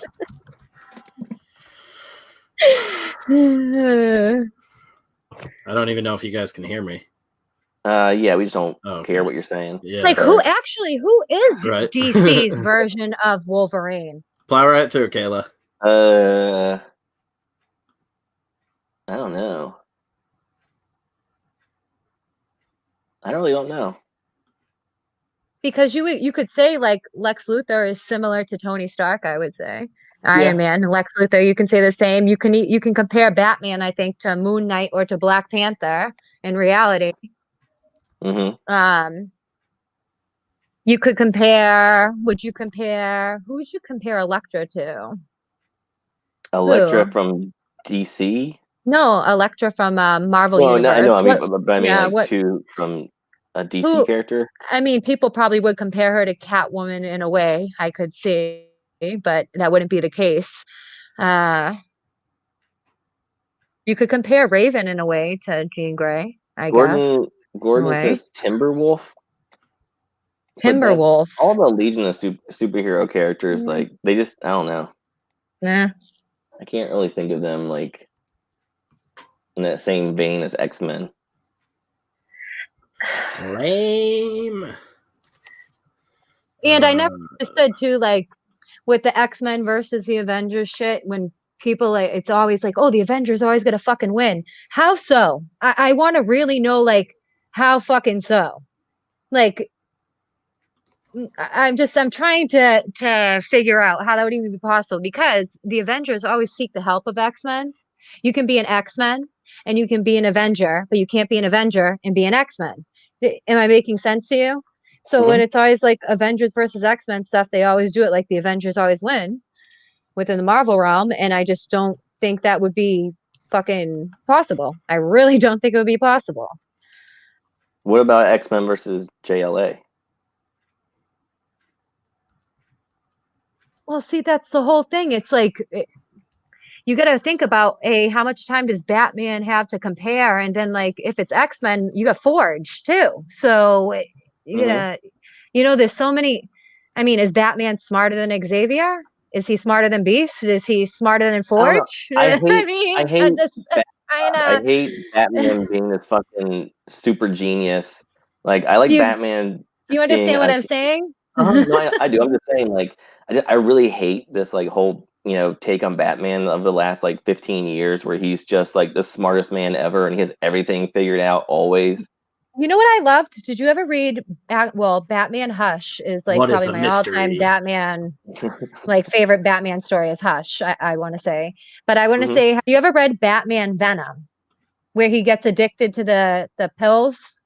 It's like a fall from grace. I actually love it. It's so dark. Who did it? Oh fuck! I gotta look this up now. I can't remember.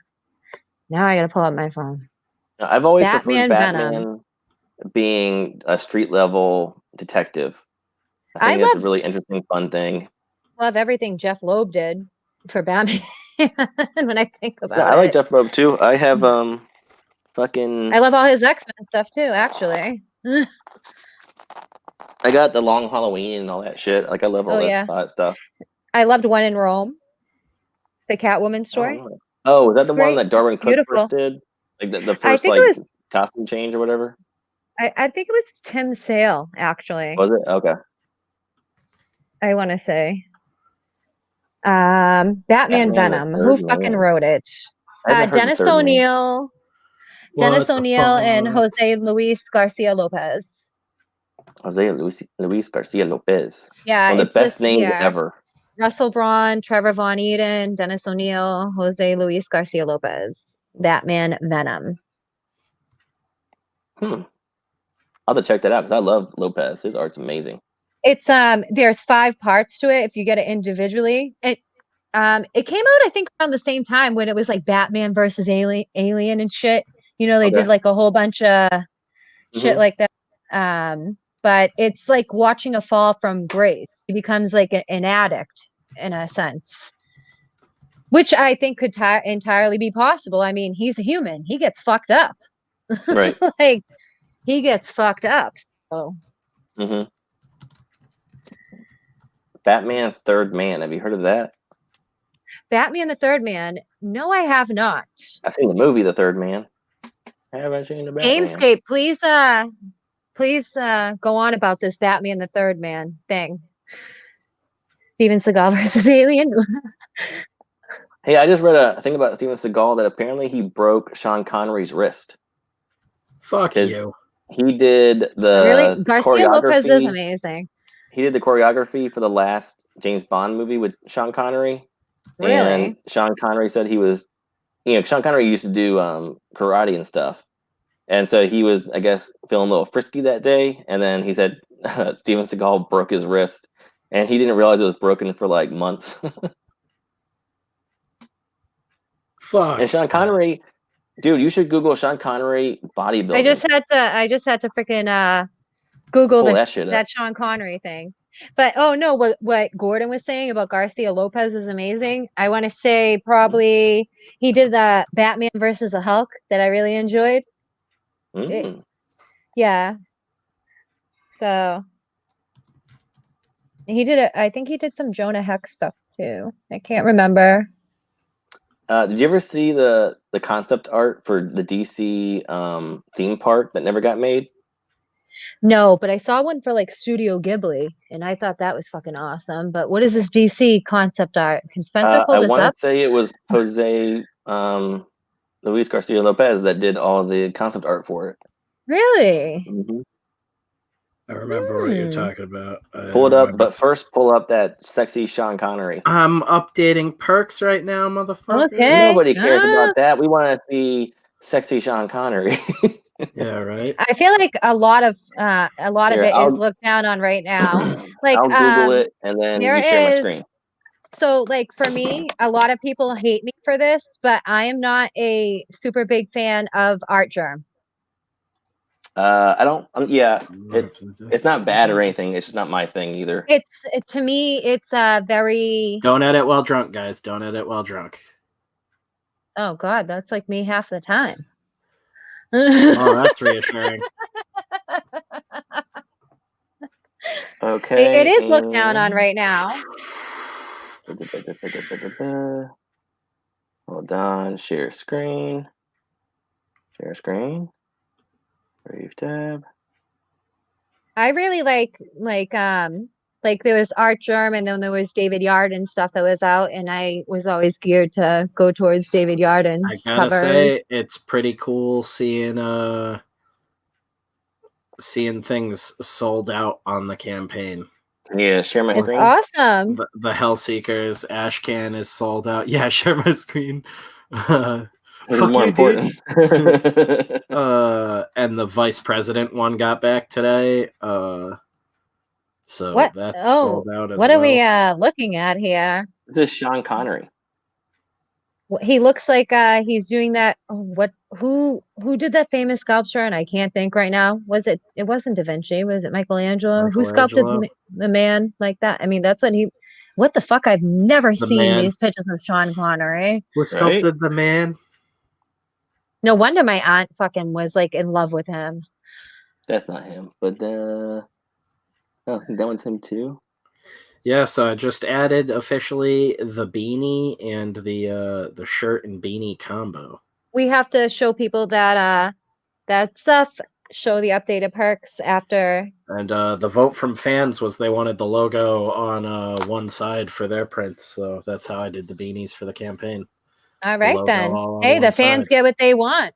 Yeah, and we just deal with it. We produce it. We're here to make that happen. The crew. I'll be doing the big ones for the crew for us. So we'll have the fucking giant print. Unless you guys want a different one, but I can do them however. Does not matter. I don't know. I'm searching. Got them all from like everybody involved today. So like. Sending one to Jason Johnson as a thank you. Yeah. Oh my God. Yes. Yardin's work is boss. And his Storms and Rogues are gorgeous, as well as his Jean Greys. Actually, his Batman's good. His Catwoman's good.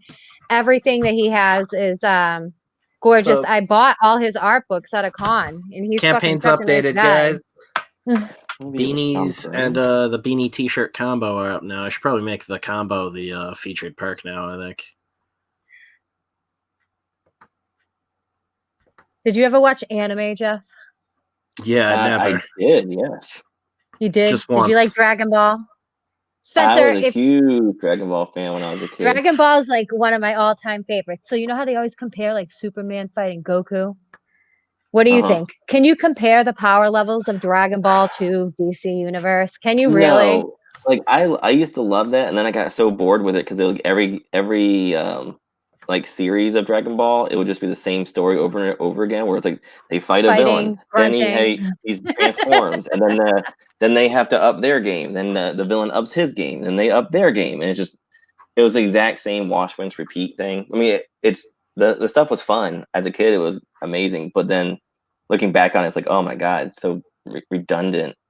They always death battles of Goku versus Superman, and my solution is it's fucking really should be Vegeta fights Superman, and Bulma will have some kind of kryptonite invention and already have the Dragon Balls, and if all else fails, Bulma for the win. Because Vegeta would kill Superman, Goku would not. Goku would continually fight Superman. Literally the only reason I'm excited for the new. Wait, I couldn't even read that comment. The new Batman movie, the reason I'm excited for it is it seems to be going back to that gritty street level, like he's solving a mystery. It's not him fucking running around doing a bunch of ridiculous superhero shit. Like it's Batman being a detective again. And I know a bunch of people are hating on Pattinson, but I've seen him in a bunch of small indie movies, and he's a fantastic actor. Like, I'm not saying he's a bad actor, but I was saying I didn't want my Batman suit to sparkle. That was it. I have a feeling that movie is going to surprise a lot of Batman fans. You know what, Spencer? There was some recent stuff about him though, and you and I agree on this. We both are excited about him in it. But I did hear a recent thing that he was refusing to work out, and the whole COVID thing. They said that he got COVID, and that now it might have been, but now they're saying it might have been a lie because the studio was mad that he looked like shit, and so they made up the story so that he could take time off to work out. And did you like Ben Affleck as Well, Batman? that's what I'm saying is like it doesn't fucking matter at the end of the day. Like they're gonna build him up to look. They're not gonna have a little emaciated Batman going around, and he doesn't look small in the trailer at all. Like you don't ever see him where he's out of the fucking suit for the most part. You see him take the helmet off. And yeah, that's what I mean is like everybody else looks fan-fucking-tastic in it. The Riddler looks fucking awesome.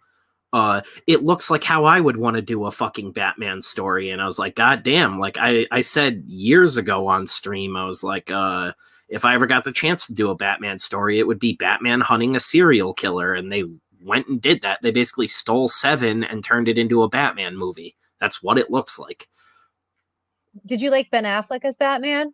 Yeah, I loved Ben Affleck as Batman too. All right, so but it's a different tone of Batman altogether. And you know what it was he wasn't Batman to me. He was a Bruce live Wayne. Action version of the Bruce Timm animated. Batman. Yes, that's what I felt too, and I loved it. That's the big thing, and that's a good Batman. But he just looked the part. He didn't have the actual tone of the character. Like, yes, exactly. That's what I was saying. Like, I think he looked like live action Bruce Timm. Nailed it. Like. Past that, nothing. Sorry. I feel like they should have given him a solo movie to give him a chance. Yeah. Yeah, I agree with that. Him as Bruce Wayne, too, was like, it looked like they just used Bruce Timm's fucking sketches and art from the animated show to just design his outfit and everything. Like, even like the vest with the fucking dress shirt with the sleeves rolled up underneath and shit like that. Like, I thought the Batcave was really boring though in that one. Yeah, that's the thing. It's like it looked the part for a lot of stuff and then lacked all of the like excitement and personality. I Batman versus Superman. Wonder Woman stole it. I loved his costume in that movie. I just wish they gave him the underoos. Like same thing with Superman. Like that's superhero. Like their costumes are the quintessential superhero costumes. They need the underoos. It just like don't be embarrassed by it. Just do it. Nobody cares. And if they had done that, it would have been such a great, like, true to life comic book costume. And that's one thing, like, even though I like the costume in the new movie that's coming out, I do wish they had just gone and done a straight up, gray spandex kind of costume. Like, not actual spandex, but you know what I mean? Like his costume in Batman vs. Superman, where it's like canvas, but it's essentially like spandex. Because I'm sick of the whole armor thing for Batman and like the black rubber and all that shit. For me, I think Michael Keaton was the best Batman. No, I think it looks cool. I think Michael Keaton was the best Batman for me, but he did not convey Bruce Wayne. I don't feel like anyone conveyed Bruce Wayne but Ben Affleck because he looked like the cartoon I grew up with. Yeah. Just like Spencer said. But I think I think they should have let him do Hush, and they should have had Matt Damon play Tommy Hush. I would have been all for it. I think by Gaslight. Young Batman though, like I think Robert Pattinson's going to be really good and surprise a shitload of people. I think, like you're saying, like they've anticipated the whole him being a emaciated wayfish dude, so they're going to pad him out. You're not really going to see him out of that fucking costume. I didn't get to finish that. So they said he was sick, and then it was actually just so that they could take time off for him to put on some muscle. And apparently, all he did the whole time was eat carbs. And so when he came back to set, he actually had a little belly on him. I agree with this too. The movies need to have some color. This muted crap is old. That's the one thing too. This new one, it's still doing muted stuff, but was it Matt Reeves? Blaspheme's comment. They could totally do that with Casey Jones. He does a really good job of like the surroundings and everything are muted, but they have these like rich, nice dark tones to them and everything. like that opening scene with all the old like wood lattice work and stuff inside that house at the crime scene where it looks like he killed like a senator or something. Yeah. And then the characters have a bit of like a color pop to them. Like you don't really notice it, but that close up on the Riddler when he's pulling the duct tape, his fucking jacket is like really fucking green. And they don't really shy. I mean, it's not like, like vibrant, like Jim Carrey green as the Riddler, but like it's a very like noticeable shade of green. And there's these nice little color pops to it and everything. I think that's going to be more what they're going for, where there's a lot of just like brief, vibrant things, almost like a Schindler's List style, where it's not completely black and white, but everything's going to be a bit muted. And then there's these things that really grab your eye with the vibrance. You see a lot of that in the trailer already. Like, I love that shot of Oswald fucking ripping down the street. The, like, this guy's crazy moment. You see, like, the washed out glass and all the light bouncing off of it. Like, there's some really good shots just in the trailer, and I think people are going to be super surprised. What's Paul Dano, the Riddler, is fucking amazing, guys. Like, I think we've brought up countless movies he's been on.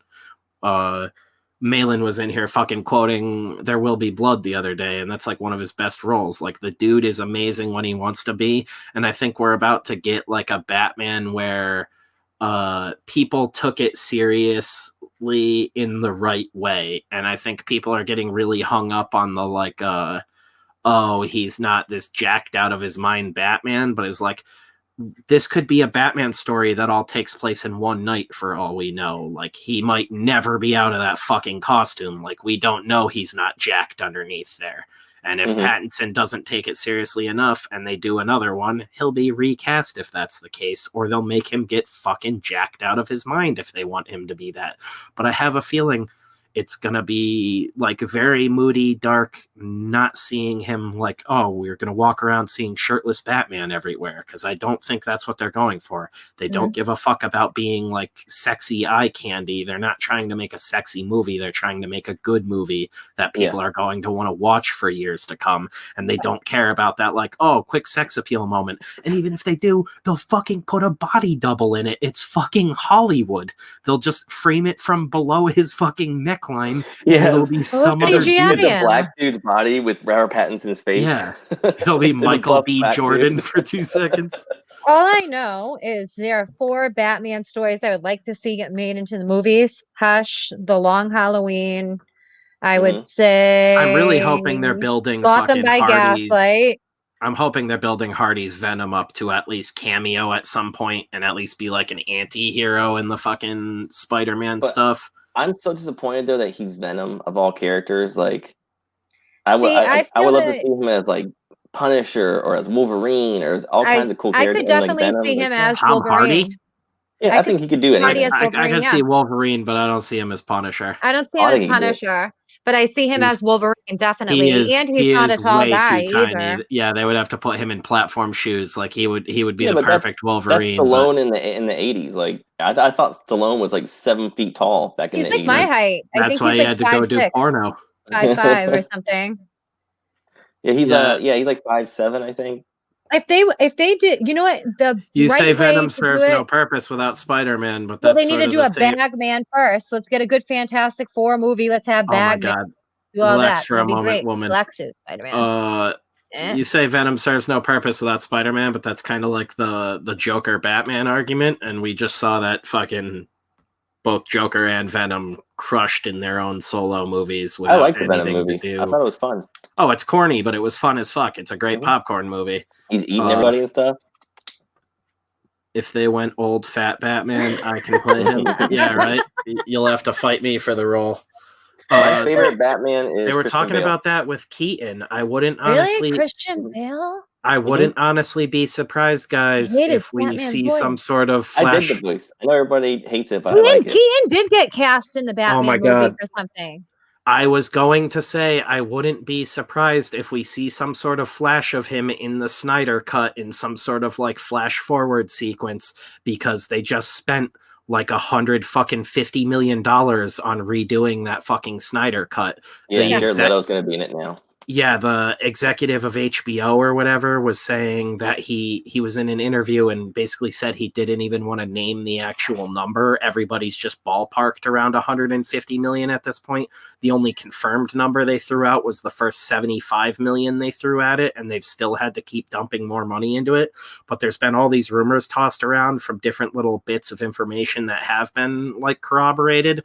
And I think Keaton might be showing up as old Batman in that movie at some point. Jared Leto signed back on? He's showing up in the movie. So here's my thing. I actually, and it's not necessarily that he's signed back on. They might not have shot new stuff. They could be using footage from Suicide Squad because the studio owns all of that, no matter what. Like, here's my thing. I actually really like Jared Leto as an actor. He's a horrible Joker. I think he was given the worst Joker to possibly do. He wasn't given that. He created that.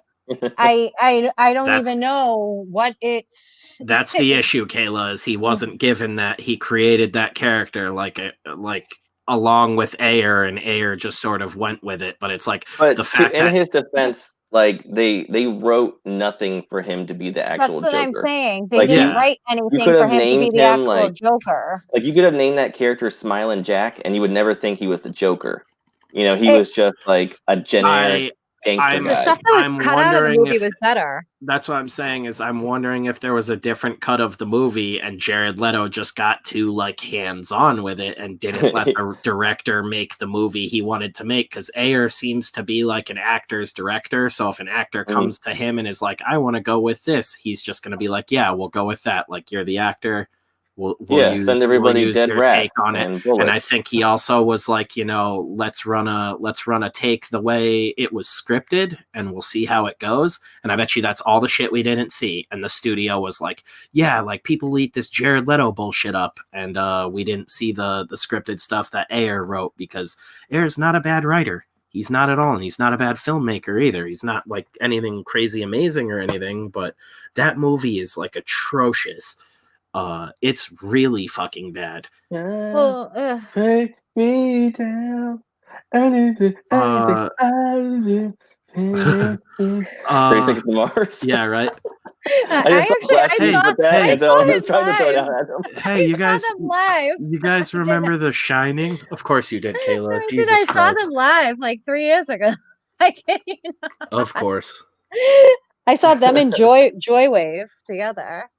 Joywave? I don't know Joywave. Yeah, it's like that sounds like a made-up ass band. Yeah, it's just Google the song "Destruction," YouTube it, whatever the fuck. Well, you can't right now; we'll get cut off. But in your own personal Joywave.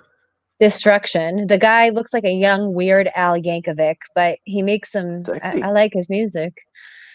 He's fucking weird wearing glasses, man. Gordon Goodbrother said neither Joker or Venom featured the characters they were supposed to be, but money's cool. Yeah, exactly. That's the whole thing. I like Joker. I thought that was a good movie. That's packaging it. I think Joker was about mental health. That's how they wanted to package it. A story about mental health for a wider audience. Oh yeah, well, it's also a 30 Seconds reboot. to Mars is basically Nickelback. Yeah, Nickelback with hotter dudes. American Nickelback. And isn't it like Jared Leto's like younger brother is one of the guitarists of the band too? Yeah. And he's even fucking weirder looking and just like insists on not talking in anything, so it's like extra weird. I think it's probably Jared Leto not letting him. He's like, I'm the star, bitch. I'm Jared. You're just Shannon. He's like, I was an Urban Legends. That's like Chevelle. Oh wow! You think of him in Urban Legends. That's what I'm saying. Like at the time, he's probably like, "I was the star of Urban Legends." Yeah, I forgot he was even in that. I was gonna be like, "I was the bad guy in Panic Room. I had cornrows. I look like a fucking dingus." He was, I live on the streets, brother. Yeah, chicks think I'm hot because they don't remember my early career where I was like a crackhead or a heroin addict. You know, so you guys, you know how you were just talking about costuming and like what kind of costuming you would like to see, and that brings me to X-Men. I would love to fucking see Jim Lee X-Men costumes. That's what I would love to see a movie like Jim Lee. 2-second hint at the end of that fucking Apocalypse movie, and then it was like, nope, back to boring shit. Well, they did a whole thing. Like I thought with like the whole end game and everything, I thought we were gonna get Adam Warlock. I've ever heard just then. I literally thought like with Endgame we would get Adam Warlock. Endgame is I thought we would get Adam because at the end of Guardians they teased and they showed his cocoon. But I thought I thought Endgame would be different than what it was. I enjoyed it for what it was, but Black Widow is not going hand to hand with a member of a Blackguard. She's not fighting. I'm ignoring you now. I'm fucking sorry. No, all the Marvel movie costumes have gotten so boring as the movies have gone along.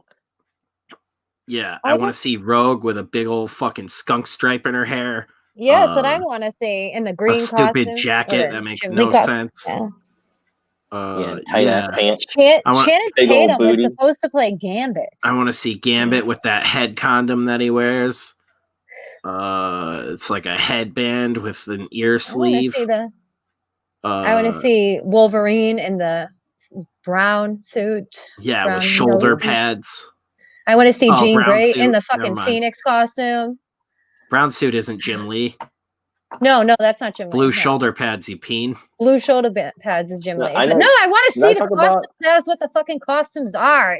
Did I talk about my if he's wearing the brown suit, it's to immediately take it off and then put on the Jim Lee one and be like, "Ha, gotcha, bitches. It's a Jim Lee movie." Hey, shut up. Although Jean Grey's head Jean Grey's head thing was a little. Have I talked about my Wolverine movie costume fix? Wolverine movie costume fix? Yeah, like I have a theory on how you could totally do the Wolverine movie costume, and they could have done. They didn't do it. Because remember how I play Hercule? Oh, me too. That Dragon Ball was horrible. I love Dragon Ball. Do you remember how in the Wolverine at the end of it he gets that costume, and it was like the cool little teaser? Yeah. So. That's the brown costume, isn't it? Yeah, but then he never wears it, of course. And it doesn't make sense either. Like, why would you just give him a costume? Like, there was no, previous scene that would explain it. They could have totally done this, and it would have worked. In that movie, he goes into her mansion, and there's the samurai armor and shit. He could have just walked by and seen one particular samurai armor, which was based on what would they call it? The kukuri or something? Remember, there's the whole story in the movie about this demon, this beast demon, that she was relating to him. And that there could have been a samurai armor all of this horrible that could have been related to that had that Wolverine mask shape. Yeah.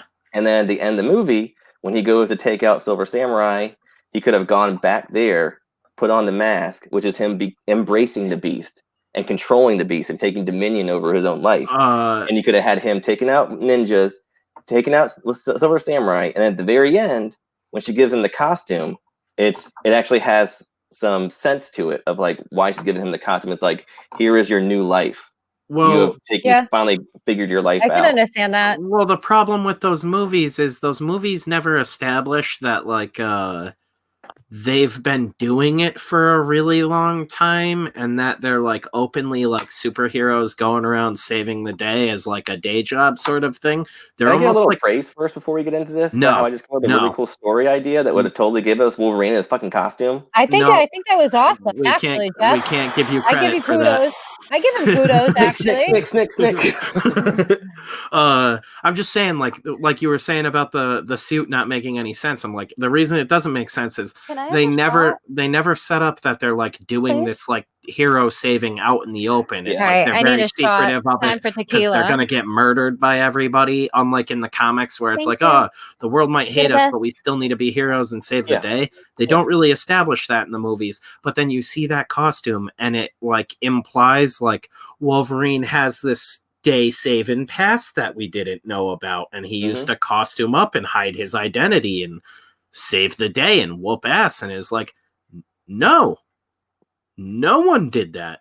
And you're the only fucking guy in the world with these metal claws. It's not like anyone would have been like, oh, the guy in the brown leather couldn't possibly be the dude with metal claws who has the haircut killing just like his mask. Yeah, like was an outfit, a fucking helmet made to hold his insane haircut. Dude, have you gone back and looked at those old X-Men movies and noticed his hair, like how bad it was in those films? Like people are like, the films went on, it got better. He's the perfect Wolverine. I'm like, what? Like his hair looked really good in like the Wolverine, and then in Days of Futures Past and Logan. But when you go back and watch X-Men 1 and X-Men 2, like he looks so dorky. Well, they figured out finally, they were like, we can't go for like trying to look exactly. And they were kind of doing that like really classic, almost like 60s, 70s Logan look from the comics, where it was like this weird, like, what would it be? Like a trapezoid or 70s. Something? Like, it was like he just sits there and blow dries his hair all day. Yeah, it was like a high and tight that turned into sideburns randomly, but like, it's weird hair. Points and shit. Yeah. And then it was maybe like, depending on the artist, there'd be the little curl on the end of the like box points on the side. And you're like, dude, that can't look cool on fucking anybody. Like, it doesn't matter how windswept you do that. Like, Crazy Town and Black Eyed Peas members went to high school together. Oh my gosh. Come my baby. It all adds up. Cubo. My butterfly. Sugar. Jobu says Jubo. Oh my God. Mazel tov, Jubo. that tequila was really strong. Jubo! Oof. Holy shit. But I never understand why movies are not don't follow the comic books completely. I feel that it's not hard to find someone then you'd have on to this pay planet. People. But it's not just the comics. It's like it's not that a comic book to me is drawn out like how a movie scripting. Yeah, it's like storyboards. It's like storyboards. You can get it out. So I don't understand. I don't. It's just because studios are dumb. Like they literally thought people hated Mars Jubo for is years, my French name. And they thought any movie that had Mars in it was going to be a bomb, only because it was Mars. That was literally like a thing that they believed until fucking, what was the movie? The one with Matt Damon. Matt Damon. I'm the Martian. You know what I'm talking about? Wait, you're asking about the Martian now? I made a shitty Martian joke last night, and none of you guys laughed. Y'all looked at me like I was mentally challenged. Well, welcome to how I feel on this. I don't even remember what it was now. It was so shitty. You guys were talking about Mars or something though, and I was like, that'd be offensive to the Martian, Matt Damon, and everybody just looked at me. Matt Damon. I'm telling you, I really wanted to see Ben Affleck do a Hush as a Batman movie. I'm telling you. And have Tommy Hush played by Matt Damon. We could have totally had Ben Affleck reenact the Bat Dong scene from the comics with his gigantic dong. Yeah, it should have been Matt Damon's penis all strung up in shadows. Oh, and 69 together. When Bat Dick came out, I bought so many fucking copies of Ask Spencer. I am sitting on so many copies of Batman Damned. Yeah, she was supposed to give me one of them Bat Dong ones with that uncut dick, which sounds like we're talking about something completely different, but I just mean before they edited it. I bought probably 25, 30 copies of Bat Dick when it came out because I was like, oh, Batman's dick in this is going to be controversial. I'm going to buy them all. So I bought like 30 copies of it because it was just sitting on the shelf. Yeah, no one was really interested in it. Exactly, because it seems like studios seem to have the mindset too that comic fans are going to show up for it anyways, especially with shit that hasn't had a movie before or like a good movie before. It's true, that hope of fans that are like, oh, like here's another chance. They might have done it right. I'm like that with the Punisher movies. Every time, no matter how bad, if there's a new iteration of the Punisher, I'm gonna go see it. Yeah. So we all have that one. Phoenix. But that's really what the studios think is like. They're like, oh, these stories may be really successful in comics, but they always think comics is this weird niche thing, and that like regular people don't read comics. So all these weird things that blew up in comics have to be super weird. So they're like, we have to make this more palatable for a wider audience, or we need to make this more palatable because it's going to go overseas to China or whatever. That's how we got Alien Thor. You know what though, I thought was really well done. Deadpool. Oh my god. Secrets. Did you send No, it to me? I have no clue what that is, but no, Deadpool. I feel that Deadpool was like the greatest. I don't give a fuck. I loved everything about Deadpool. Deadpool's Even the great. I like second one Deadpool. made me laugh. We're gonna celebrate when the Just as stream hard. blows up, and I'm gonna burn the cat's house down. What the fuck? Are we having a bonfire? Am I driving to The Connecticut? cat tower behind my head. Mm-hmm. We'll set it on fire. I like Glasses Spencer. Oh yeah, you and Jeff. I feel good, dude, and my eyes don't fucking hurt. Which is huge. I like how you just walk around life having painful eyes. Yeah. Forever, you're like, man, that's just what it is. He's got painful eyes. Non-adherence. Hold on, I'm just catching up with comments. Non-adherence to comic book concepts and movies is also a result of filmmakers' egos. You know what? I agree because everyone wants to do their own spin on it and they want to take all the credit for it. So, but you know what's crazy too, though, is that in Hollywood forever, comic book artists have been working on these films, like Jim Steranko. Jeff But I mean, like Jim Steranko worked on Indiana Jones. He helped develop the character. Mike Mignola worked on Dracula. Yeah, he was I knew that. The main dude on that. So it's just crazy that like they've had such. It's not just simply like, oh, they did some like storyboards. Like they actually took part in like creating these movies. You know, I think Frege did. Spencer, do you know? Everything. Frege did stuff in film. Actually, I can't remember, but I'm pretty sure he did. Spencer has his muted. Yeah, I know, but I know he would definitely know the answers. I'm looking to him like, hey, help me. Can you tell me if I'm right or wrong? I need a fact check. This is like a presidential debate. Spencer kind of looks like Kurt Russell in Big Trouble in Little China right now when he goes into the brothel and he combs his hair.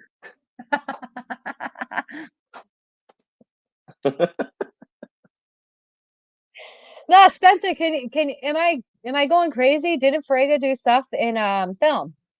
Yeah, he did like music videos and everything too. Yeah, I'm pretty sure he did that, but I'm pretty sure he did stuff in film. He's friends with the Backstreet Boys. Oh. I won't hold that up against him though. All right, so let's see. What else do we have? If I was in a superhero movie, you'll go see it. Who am I playing? You took out the heavy part. Who am I playing in a superhero movie would be the question. Who would I be? Because I don't think there are any characters that really that look like me, that are like brunette with brown eyes. Storyboards, Frege. Yeah, I agree. Deadpool was perfectly cast. Yeah, I think Ryan Reynolds put a lot of his own money into Deadpool, I want to say. I think he was the one that like really pushed to do it. I think I read that someplace. I loved at the end of Deadpool 2 when he went and killed the Deadpool that was in the Wolverine Origins. That was the fucking funniest shit ever. My favorite thing in the whole movies was the where he breaks his hands and he's like, the Tyrannosaurus Rex is the most fearsome. That's great. See, here's my only thing. Do you know who I picture as Cable? I know this is so fucking weird because they're like, I always pictured Kevin Nash being Cable, or what's Dolph Lundgren, Universal Soldier. Dolph Lundgren would have been good. Yeah, that's who I pictured as Cable. I was very, very surprised. Yeah, like Josh Brolin was good in it, but he was good. He's not who I'd ever see as Cable. They missed, like, I always feel with Cable and Deadpool, especially just Cable in general, there's like some kind of a comedic element between the two that was the only thing that really wasn't conveyed for me. Yeah, and I would have liked to see him appear in Days of Future Past first. But yeah, I understand what Gordon's saying. Like, he's an acquired taste. He's one of those characters he's used too much. And he's become like a watered down version of himself. It's kind of like Harley Quinn. Harley Quinn, like in the cartoon, I love her, but now she's like DC's Deadpool, and I give two shits about her. Big sexy Kevin Nash with two bad knees. So torn. I'm so torn. Institute. I don't even Spencer. Let's show off the new packages that we have to everyone. Yeah, show us your package. Yeah. I just okay. I don't want to see that. I don't want to see that. That's all for you, Jeff. Spencer has You can explain it to your wife. I gotta turn on your wife. Yeah, I gotta turn on She the knows I'm all HD about camera him. for that one. She always says like, "Are you gonna go hang out with your boyfriend now?" Institute, yeah, we're gonna kiss. Still in here? Beth says the same thing to me when I get on with all of you guys. Go have fun with your boyfriends. I love Beth. Beth Well, she hates me. She doesn't hate you, please. I know.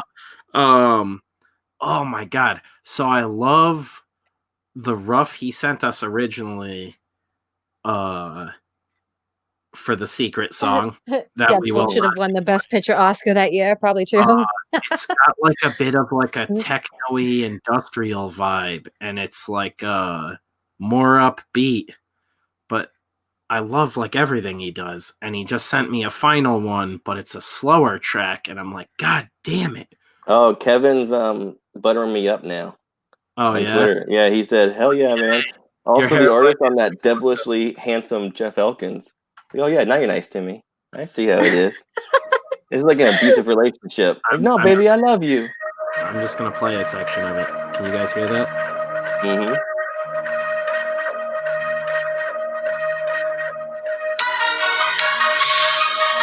I feel like I'm in a John Carpenter movie. I love this. Can you turn it down a little bit?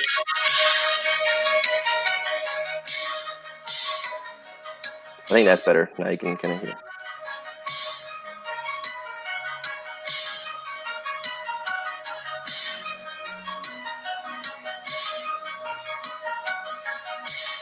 I really like this one. This is the rough one, too.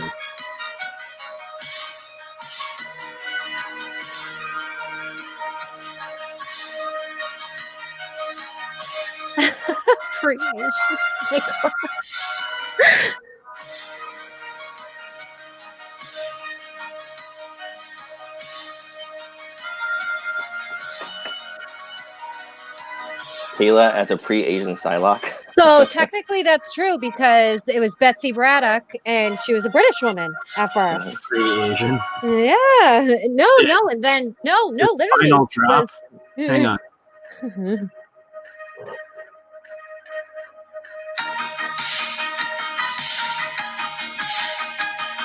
Yeah, like.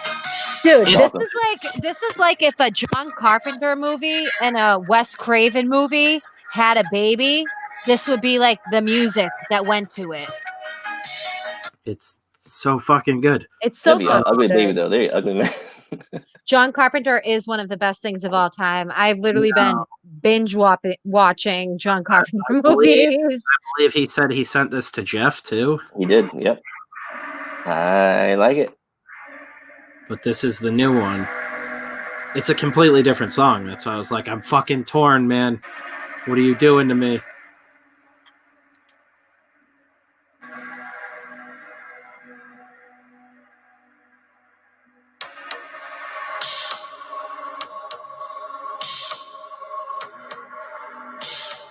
Can you hear that? Dude, this is awesome. This kind of reminds me of like Demons. Yeah, that's what I was getting to feel, like a satanic cult, like demons coming out of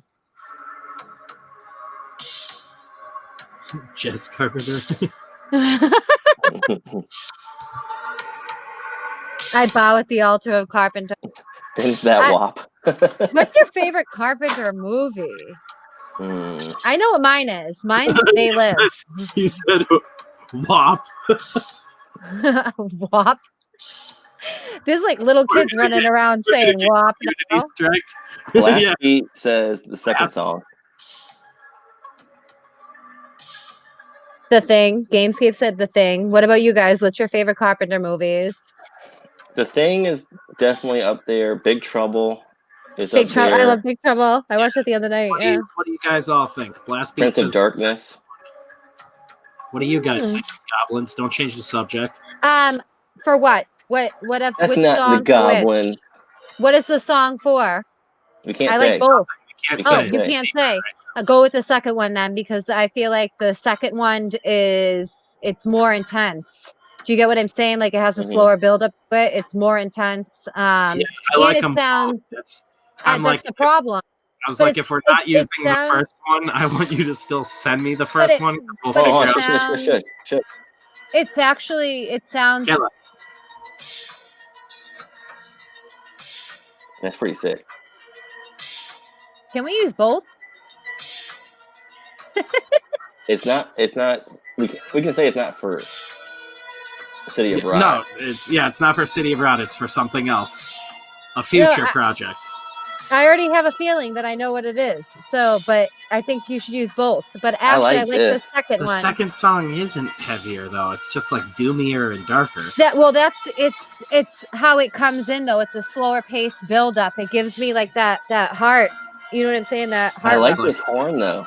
It's like slow heavy. Or whatever it is, I can't. Yeah, that shit's like the end is menacing as fuck. I love them both. That's the problem. I think for the project that this is for, even though I love the first one, I think that one, the second one, is better fitting. And I mean, the first one fits fine. It's just I like the second one. And I feel like the first one fits so good for it, but I'm like, God damn it, he's so damn good. Guess what? You got to figure out how to use both. Institute 91 is going to be bigger than all of us one day. Yeah, that's what we're shooting for.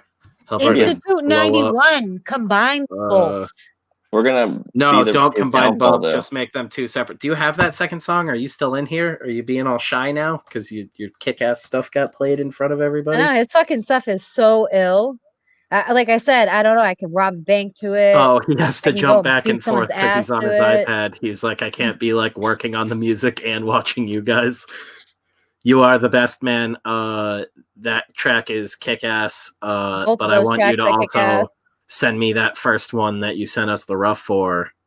Finish that one up and send it to me because we'll use that for something. We'll do a short or something or figure something out, man. That track's too damn good.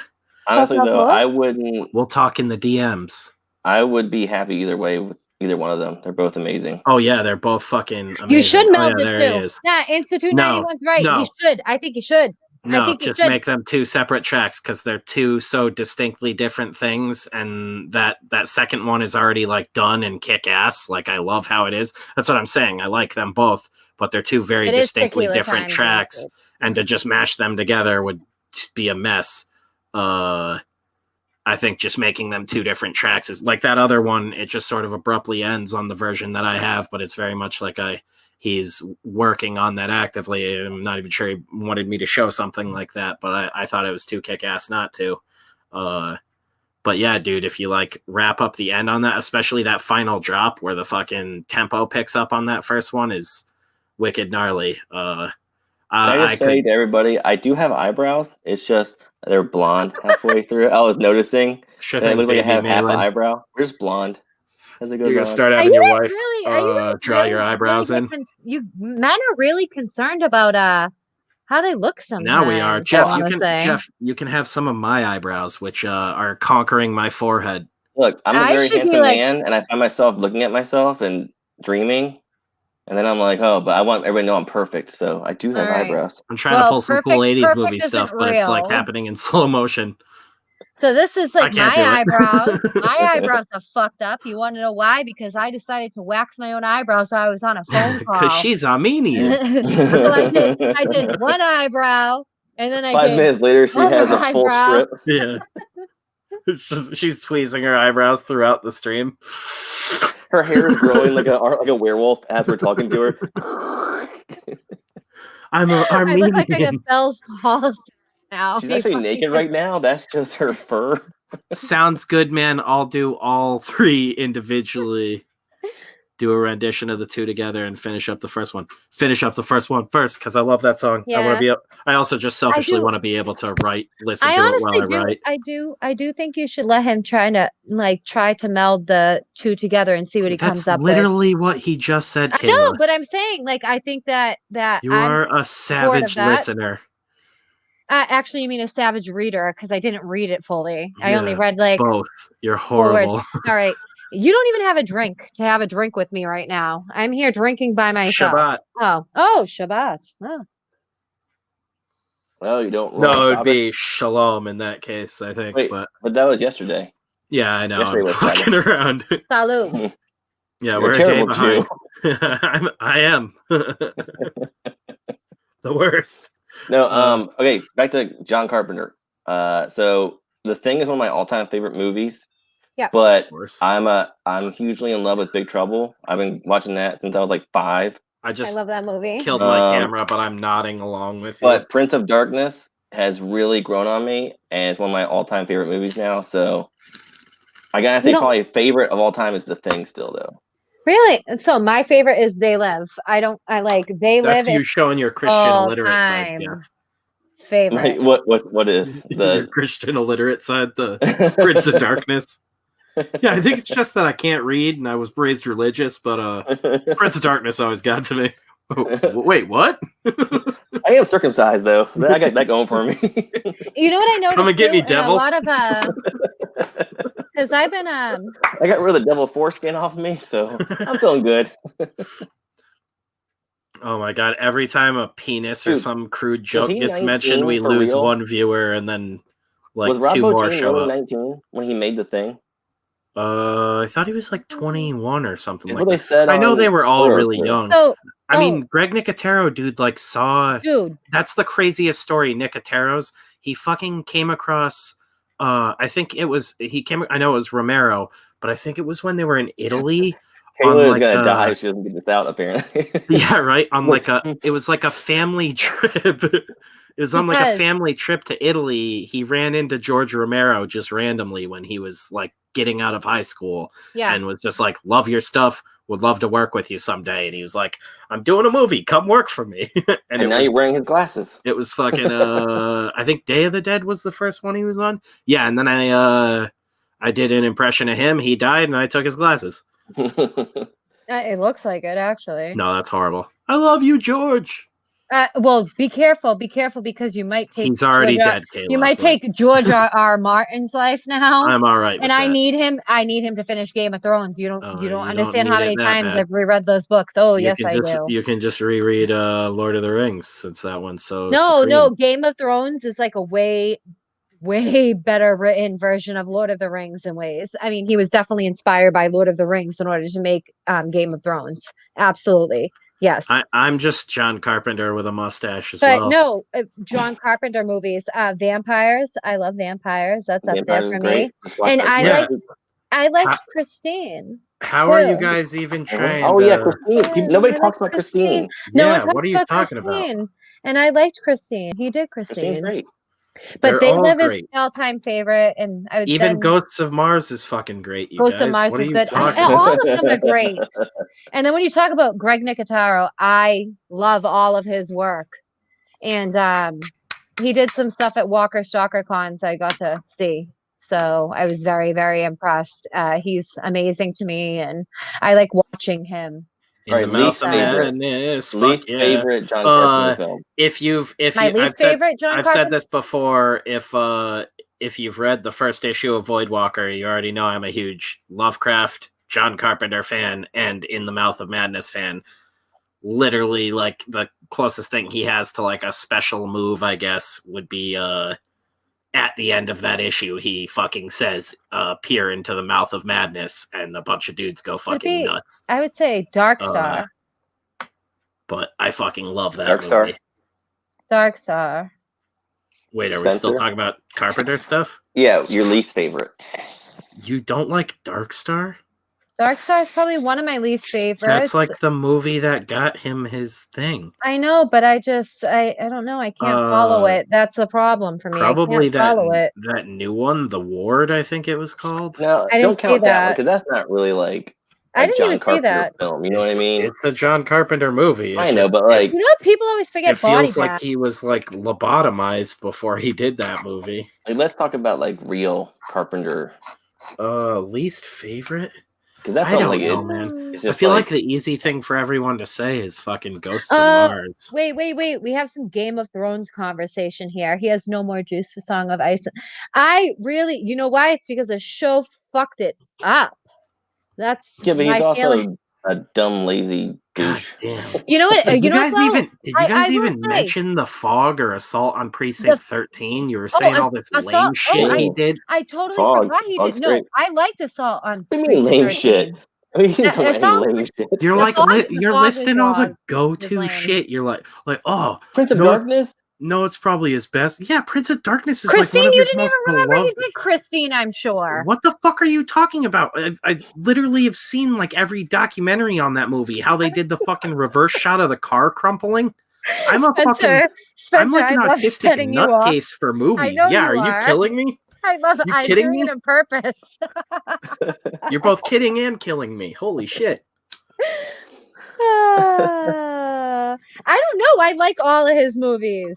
Yeah, that's what I'm saying. But I'm like, Star you guys... for me was the hardest one to follow. What's Starman? Oh yeah. Now you're fucking with me. Quiet now. Yeah, that's what I'm saying. Is like if we're talking like bad movies, probably that like fucking weird ass Invisible Man movie he did. Oh yeah, that's definitely Chevy Chase. What did you guys think of Body Bags? I forgot he did 2 themes for Simpsons. Couple years. Did he really? Yeah, it's in his credits. Did he actually direct Body Bags, or he just do the? Yeah, Body Bags was originally supposed to be part of his continuation of Halloween, from what I remember. Yeah, no, but did he actually direct the segments, or did he just do the opening and closing? I don't know, but I think he did direct. Actually, I think he did direct it. I like the one at the gas station a lot. The first Body Bags. Who was in that? Dark Star. Then he did Assault on Precinct 13. I evidently am not on. Oh, he also did Elvis. He did Elvis. Yes, he did do Elvis. Kurt Russell. Kurt Russell is Elvis. His favorite. Do you ever think that Kurt Russell was supposed to be cast in They Live, but he just... I think Kurt Russell was my real father. No, they straight up, they had that fight scene in the original script, and they were going for Rowdy from the get-go because they needed a guy. Yeah, no, originally the fight scene too was supposed to be like 25 minutes of the movie or something insane like that. So they needed a guy that could do, at least one guy they wanted that could do choreographed fighting for a really long time. And I guess Keith David wasn't even, I don't think, originally supposed to be the other guy. I think they were trying to get 2 wrestlers, and the other guy couldn't do it because of scheduling or something. It's the best fight scene ever.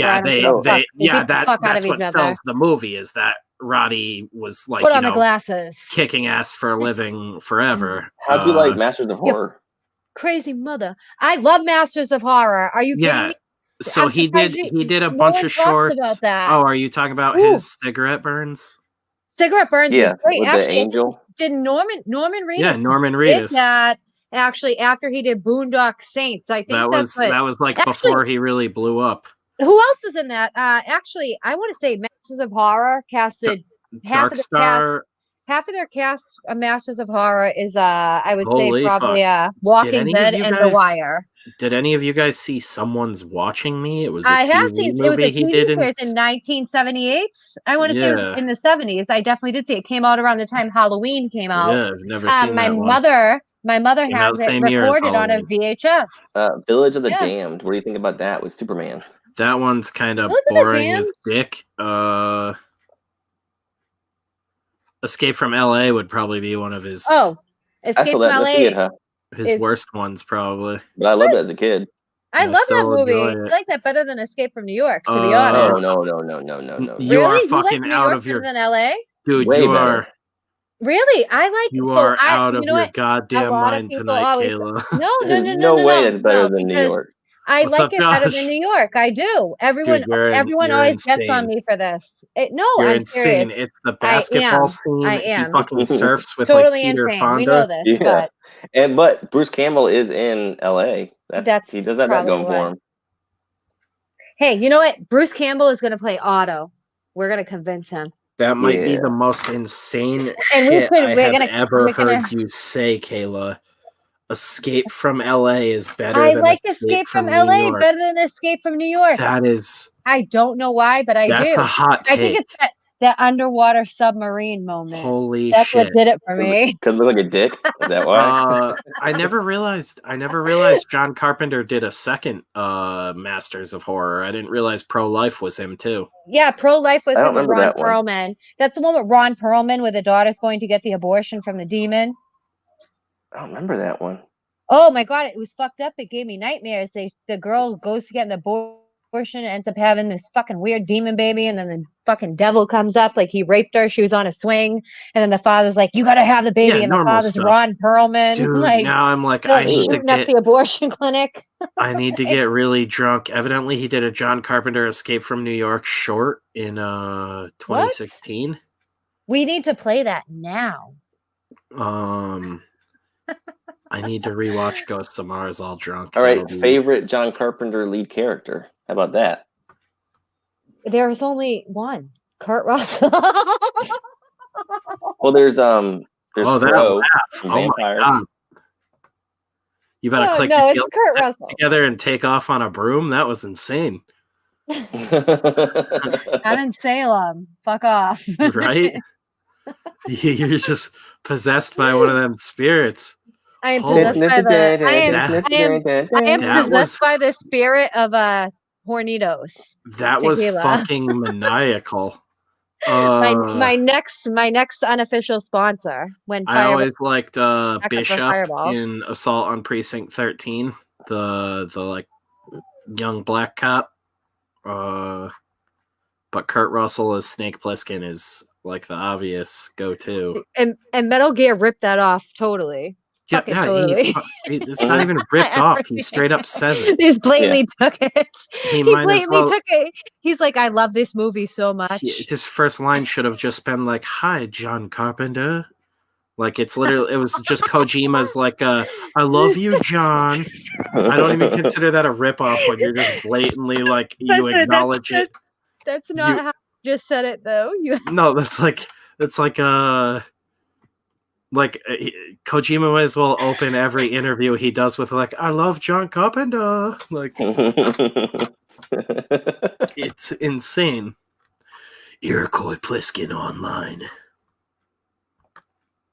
Ernest Borgnine. Hey, he had the greatest life advice of all time. Masturbate every day. Good man. Makes you think. Masturbate every day. That's my favorite interview ever. He just get lots of wrist treatment. He just whispers in the guy's ear, "I masturbate every day." Weird. That's I don't know if Kayla disappeared or has just muted herself as she's losing her mind. He died with a healthy prostate. Not many men can say that at his age. Diving. My fucking Ernest Borgnine, I love him. Healthy prostate. Weird. Let's check out the campaign. Meanwhile, Harry Dean Stanton looked like a fucking roadkill his whole life. You know why? Didn't masturbate every day. Yeah, he abstained, and for that he looked like beef jerky. Guy was like 80 years old at 8 years old.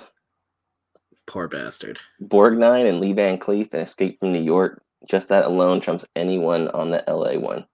That's true. Lee Van Cleef. And don't forget, it also had Loomis from fucking Halloween. What's better, Big Trouble in Little China, Big Trouble in Little China music video? What's the music video? I don't think I've seen the music video. Kayla just dead? What happened to her? I think my favorite, though, is Jack Burton. Oh, yeah. Jack Burton says at a time like this, I always masturbate every day. Masturbate every day. Or the Chinese demons will get you. I love that whole movie is just like, hey, I don't know what you Asian guys are doing, but don't involve me. And then it's just like, all right, I guess involve me.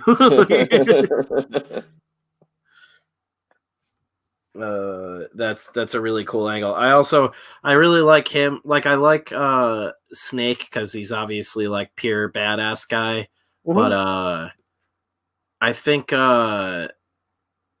Jack's really good too, because he's like the genuine idiot that I am, and just But like he's still happens to capable. get lucky. And yeah, like every once in a while he gets this lucky, weird, badass thing, but he's also still kind of capable. Like He's like whether Longshot in X-Men. I was gonna He's just say he lucky. doesn't seem to fully believe in himself and his capabilities, but he still manages to pull it off, even though it's a little sloppy. I always loved his boots as a kid. Is Kurt Russell. Just Kurt Russell. Oh, fuck. Jesus Christ. I went to get myself another shot, use the ladies' room, and I laughed my ass off at you, Spencer, so hard. I just didn't want to hear anyone to hear my witch cackle. So I had, so hard, yo. You didn't want us to hear the pilgrims beating down your door to burn you alive. Dude, are you fucking Halloween kidding? may be over, but we'll get you, witch. He's like, I'm streaming. Come back later. Really, I should in pajamas because I smell like fucking Chinese food from the restaurant I went to, and yeah. Shout out to Fantasy Island for all those poo-poo bladders. Great. Twitter has exploded into a hot dumpster fire right now. Crow, though. I like Crow from Vampires. Vampires is great. Is that fucking James Woods' character? Yeah, his last name is Crow. Can't remember his first name. I don't even remember. I'm just like, this is James Woods fighting vampires. Okay. he said that too. I'm James Woods. Yeah, I really hone in on that the whole Makes movie. me think of Family Guy. Well, Spencer, it's time for another drink. The new flesh. It's time for a bong rip. Oh God, dude! I mean, James Woods is one of the best Twitter follows ever too. He's just a madman conservative. He just goes off on everybody, and he's genuinely funny. Like whether you agree with him or not, he's hilarious.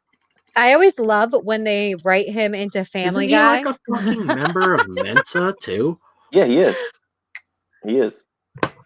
He's like crazy fucking smart, and people and are apparently always... he's got a huge dong too. Don't we all?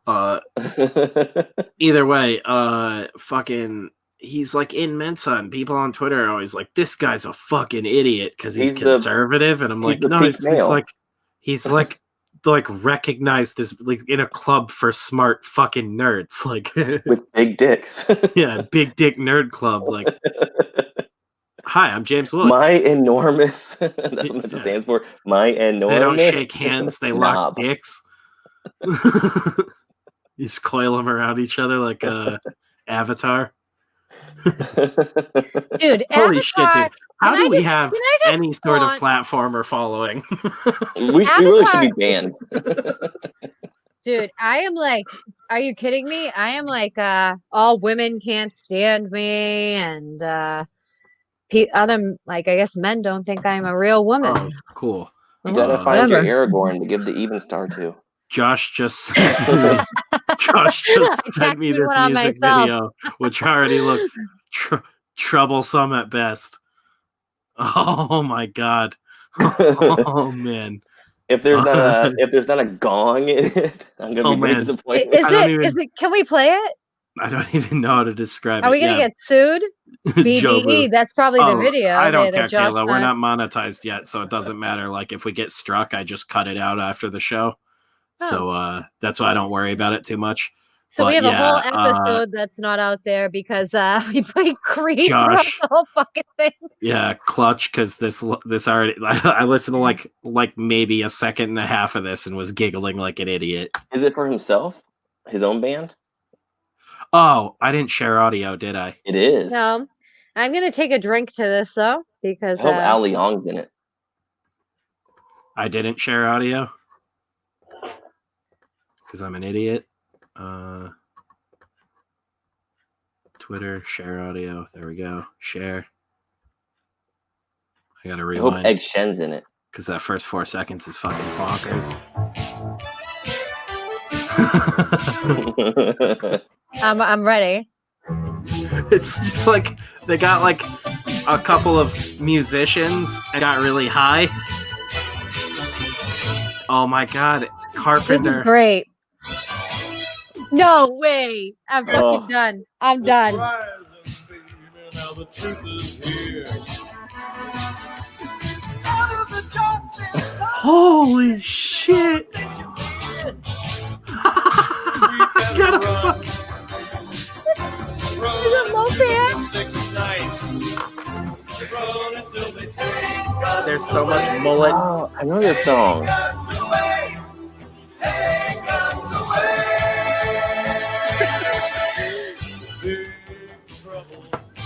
Holy shit. Dude, I feel like people were definitely putting cocaine on glass tables and sniffing it to this.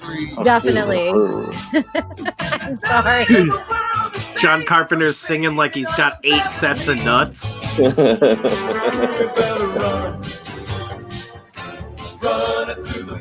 Get low. Low pen. Oh my god. Josh, this is the greatest thing ever.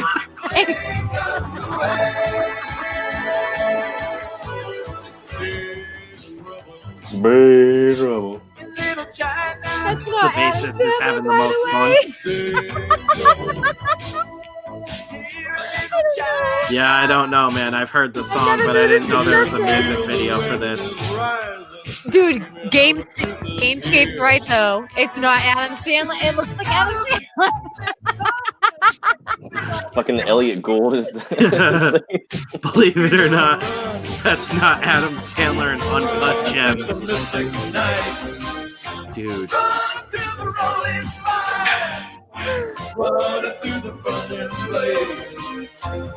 Holy shit.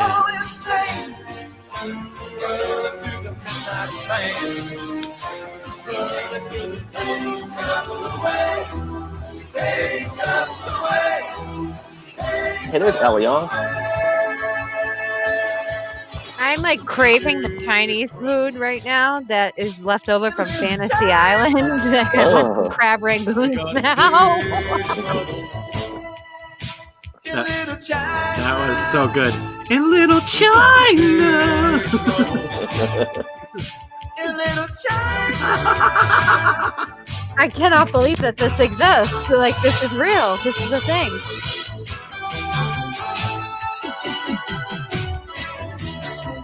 And it's funny because this music video looks like it has the budget of like a giant movie from like 10 years before Big Trouble in Little China.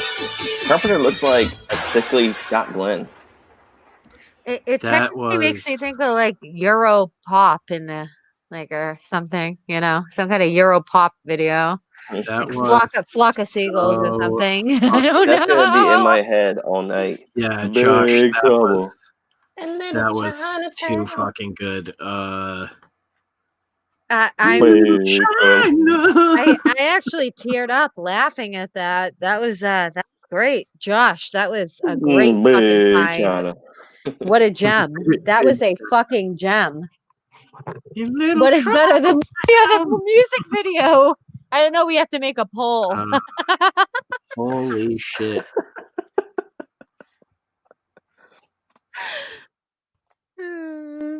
Gamescape, I pose the question again. What is better, the movie or the music video? Well, clearly the music video now. Clearly, fuck the movie. Why do I even need to watch the movie anymore? I just watch the 3-minute music video. Yeah. It's the same vibes. Does Jack Burton ever sing Big Trouble? I don't think so. Yeah, I'm like, that song is like clipped like in a bunch of that movie. Now, if they had Wang and Jack Burton sing that song, I might be all about it. But he did one for Christine. Is it equally as cheesy? Oh my god! No way! No, it's an evil car, Christine. Yeah, she's gonna kill you. She wants to fuck her owner. Pop the hood and put your dick in it, and then slam the hood. A nerd's gonna bang her tailpipe. Are you kidding? What do you put? Bang your tailpipe, you said? A nerd's gonna bang your pet. Oh my god. End up on My Strange Addiction later on down the road. The sequel to Christine. Christine 2. Did he do Christine 2? It was a Christine too. Did he do it? I somehow clicked all the way to the end. Gives birth to a scooter. Is that him just holding? I love Christine. Is this actually? This is a music video. Official music video. So, Please, I need to see it. I never knew there was such a thing. Well, that's why I'm saying now we need to watch all of these. Before I go heat up my crab rangoons and put on my pajamas. Oh God, Trent that sounds Reznor? Yeah, Trent you didn't know Reznor about this one? No, I didn't fucking know about this. I fucking while you love play Trent that, Reznor. I'll be right back. I gotta give my cat some medicine. Oh, that's adorable. Take care of the cat. I'll be right back. I'll be back. Dude, I gotta Trent go kill Reznor my from, cat. Like 9 Inch Nails. Really? Yes, you fucking animal. I never fucking knew this. This isn't. I thought this was another music video that we could have fun with. I guess not. Well, find a They Live one because I would love. I gotta see which ones he did. I bet you he did one for They Live, or at least one of the New York, the Escape. Yeah, because he totally had Roddy Piper to call up and shoot with. Unlike the Christine car, which is still around. Hey, but you know what? He did a video for Big Trouble in Little China, and it was clips of the. Kayla, that was clearly a video he did when that movie came out. You animal! How do you know he didn't do one for They Live? How do you know that? How do you know that wasn't from 2016? That would have been hilarious if that Big Trouble in Little Chinatown video was actually from 2016. He just made it look really old. Yeah, it says he did the Christine one was 2017. He did an Escape from New York one and a Distant Dream one. No, put the Escape from New York. We'll wait for Jeff. I'm gonna go get some crab rangoons and put on pajamas. But find that Escape from New York. Okay, you goblin. I will be back. Yes. With tequila. I can't type for shit right now.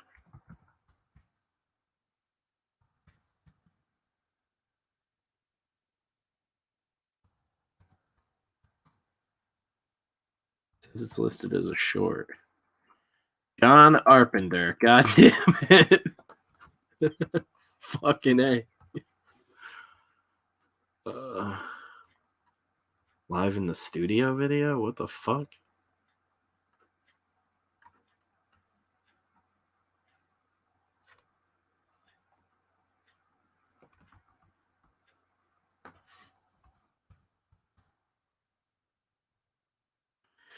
Come on, come on.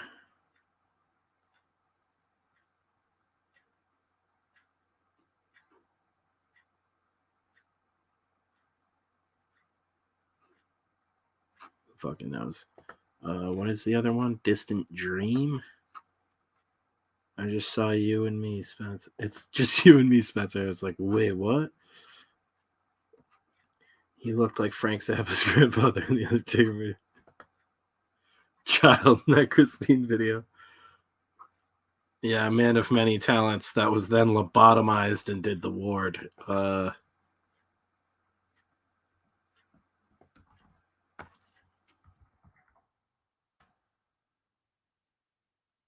have returned. Oh, dude, you looking at Barbara Hershey's boobs again? Barbara Hershey's? Maybe. I don't know, man. I can't control myself. I mean, you gotta invite me back in before you do that.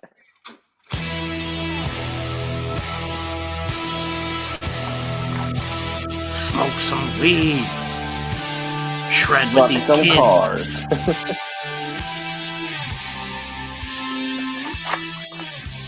I need to get some more whiskey, actually. So we're gonna pause this and leave you with Jeff. As soon as I get back, I want to eat. Ha ha, nerd. He looked like Frank Zappa's grandfather, and the Undertaker made a love child in that Christine vid. That's funny.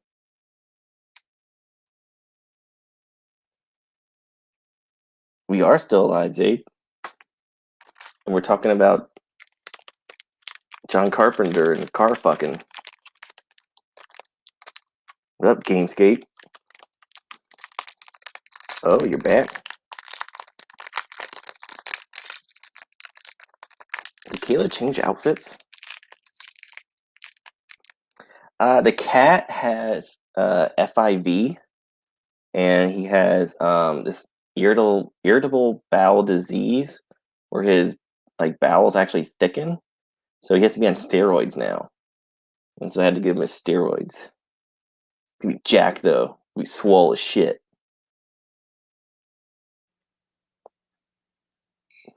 The Utopian Facade video is really good. I am so ready for this Escape from New York, John Carpenter video. Let's just say. And yes, I did change. I went and put on pajamas. So I got my ill ass fucking Ninja Turtle fucking shirt on. Sweet. Yeah. No blanket though. Do you have Last Ronin on your pull list? Do I have what?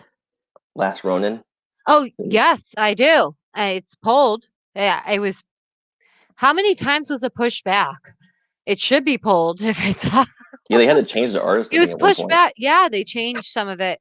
You know what I actually loved that came out? That's like a different take on Ninja Turtles. I love the Radically Ronin Ragdolls. The Ragdolls comic books. You know what I'm talking about? Good question ever. I just want to see if anybody would answer it. Dude, Ben. There's so many reasons why it's Ben. Are you fucking Casey? Ghost Story. Well, no, Casey did what was the one with the storm? The storm one. That was good. I can't think. Perfect Storm. Wasn't Casey enough? Am I losing my fucking mind? Bill and Burr. You should play that fucking Bill Burr SNL skit, because once you see it, Spencer, you're gonna be like, "That's fucking Kayla." That'd be shut down?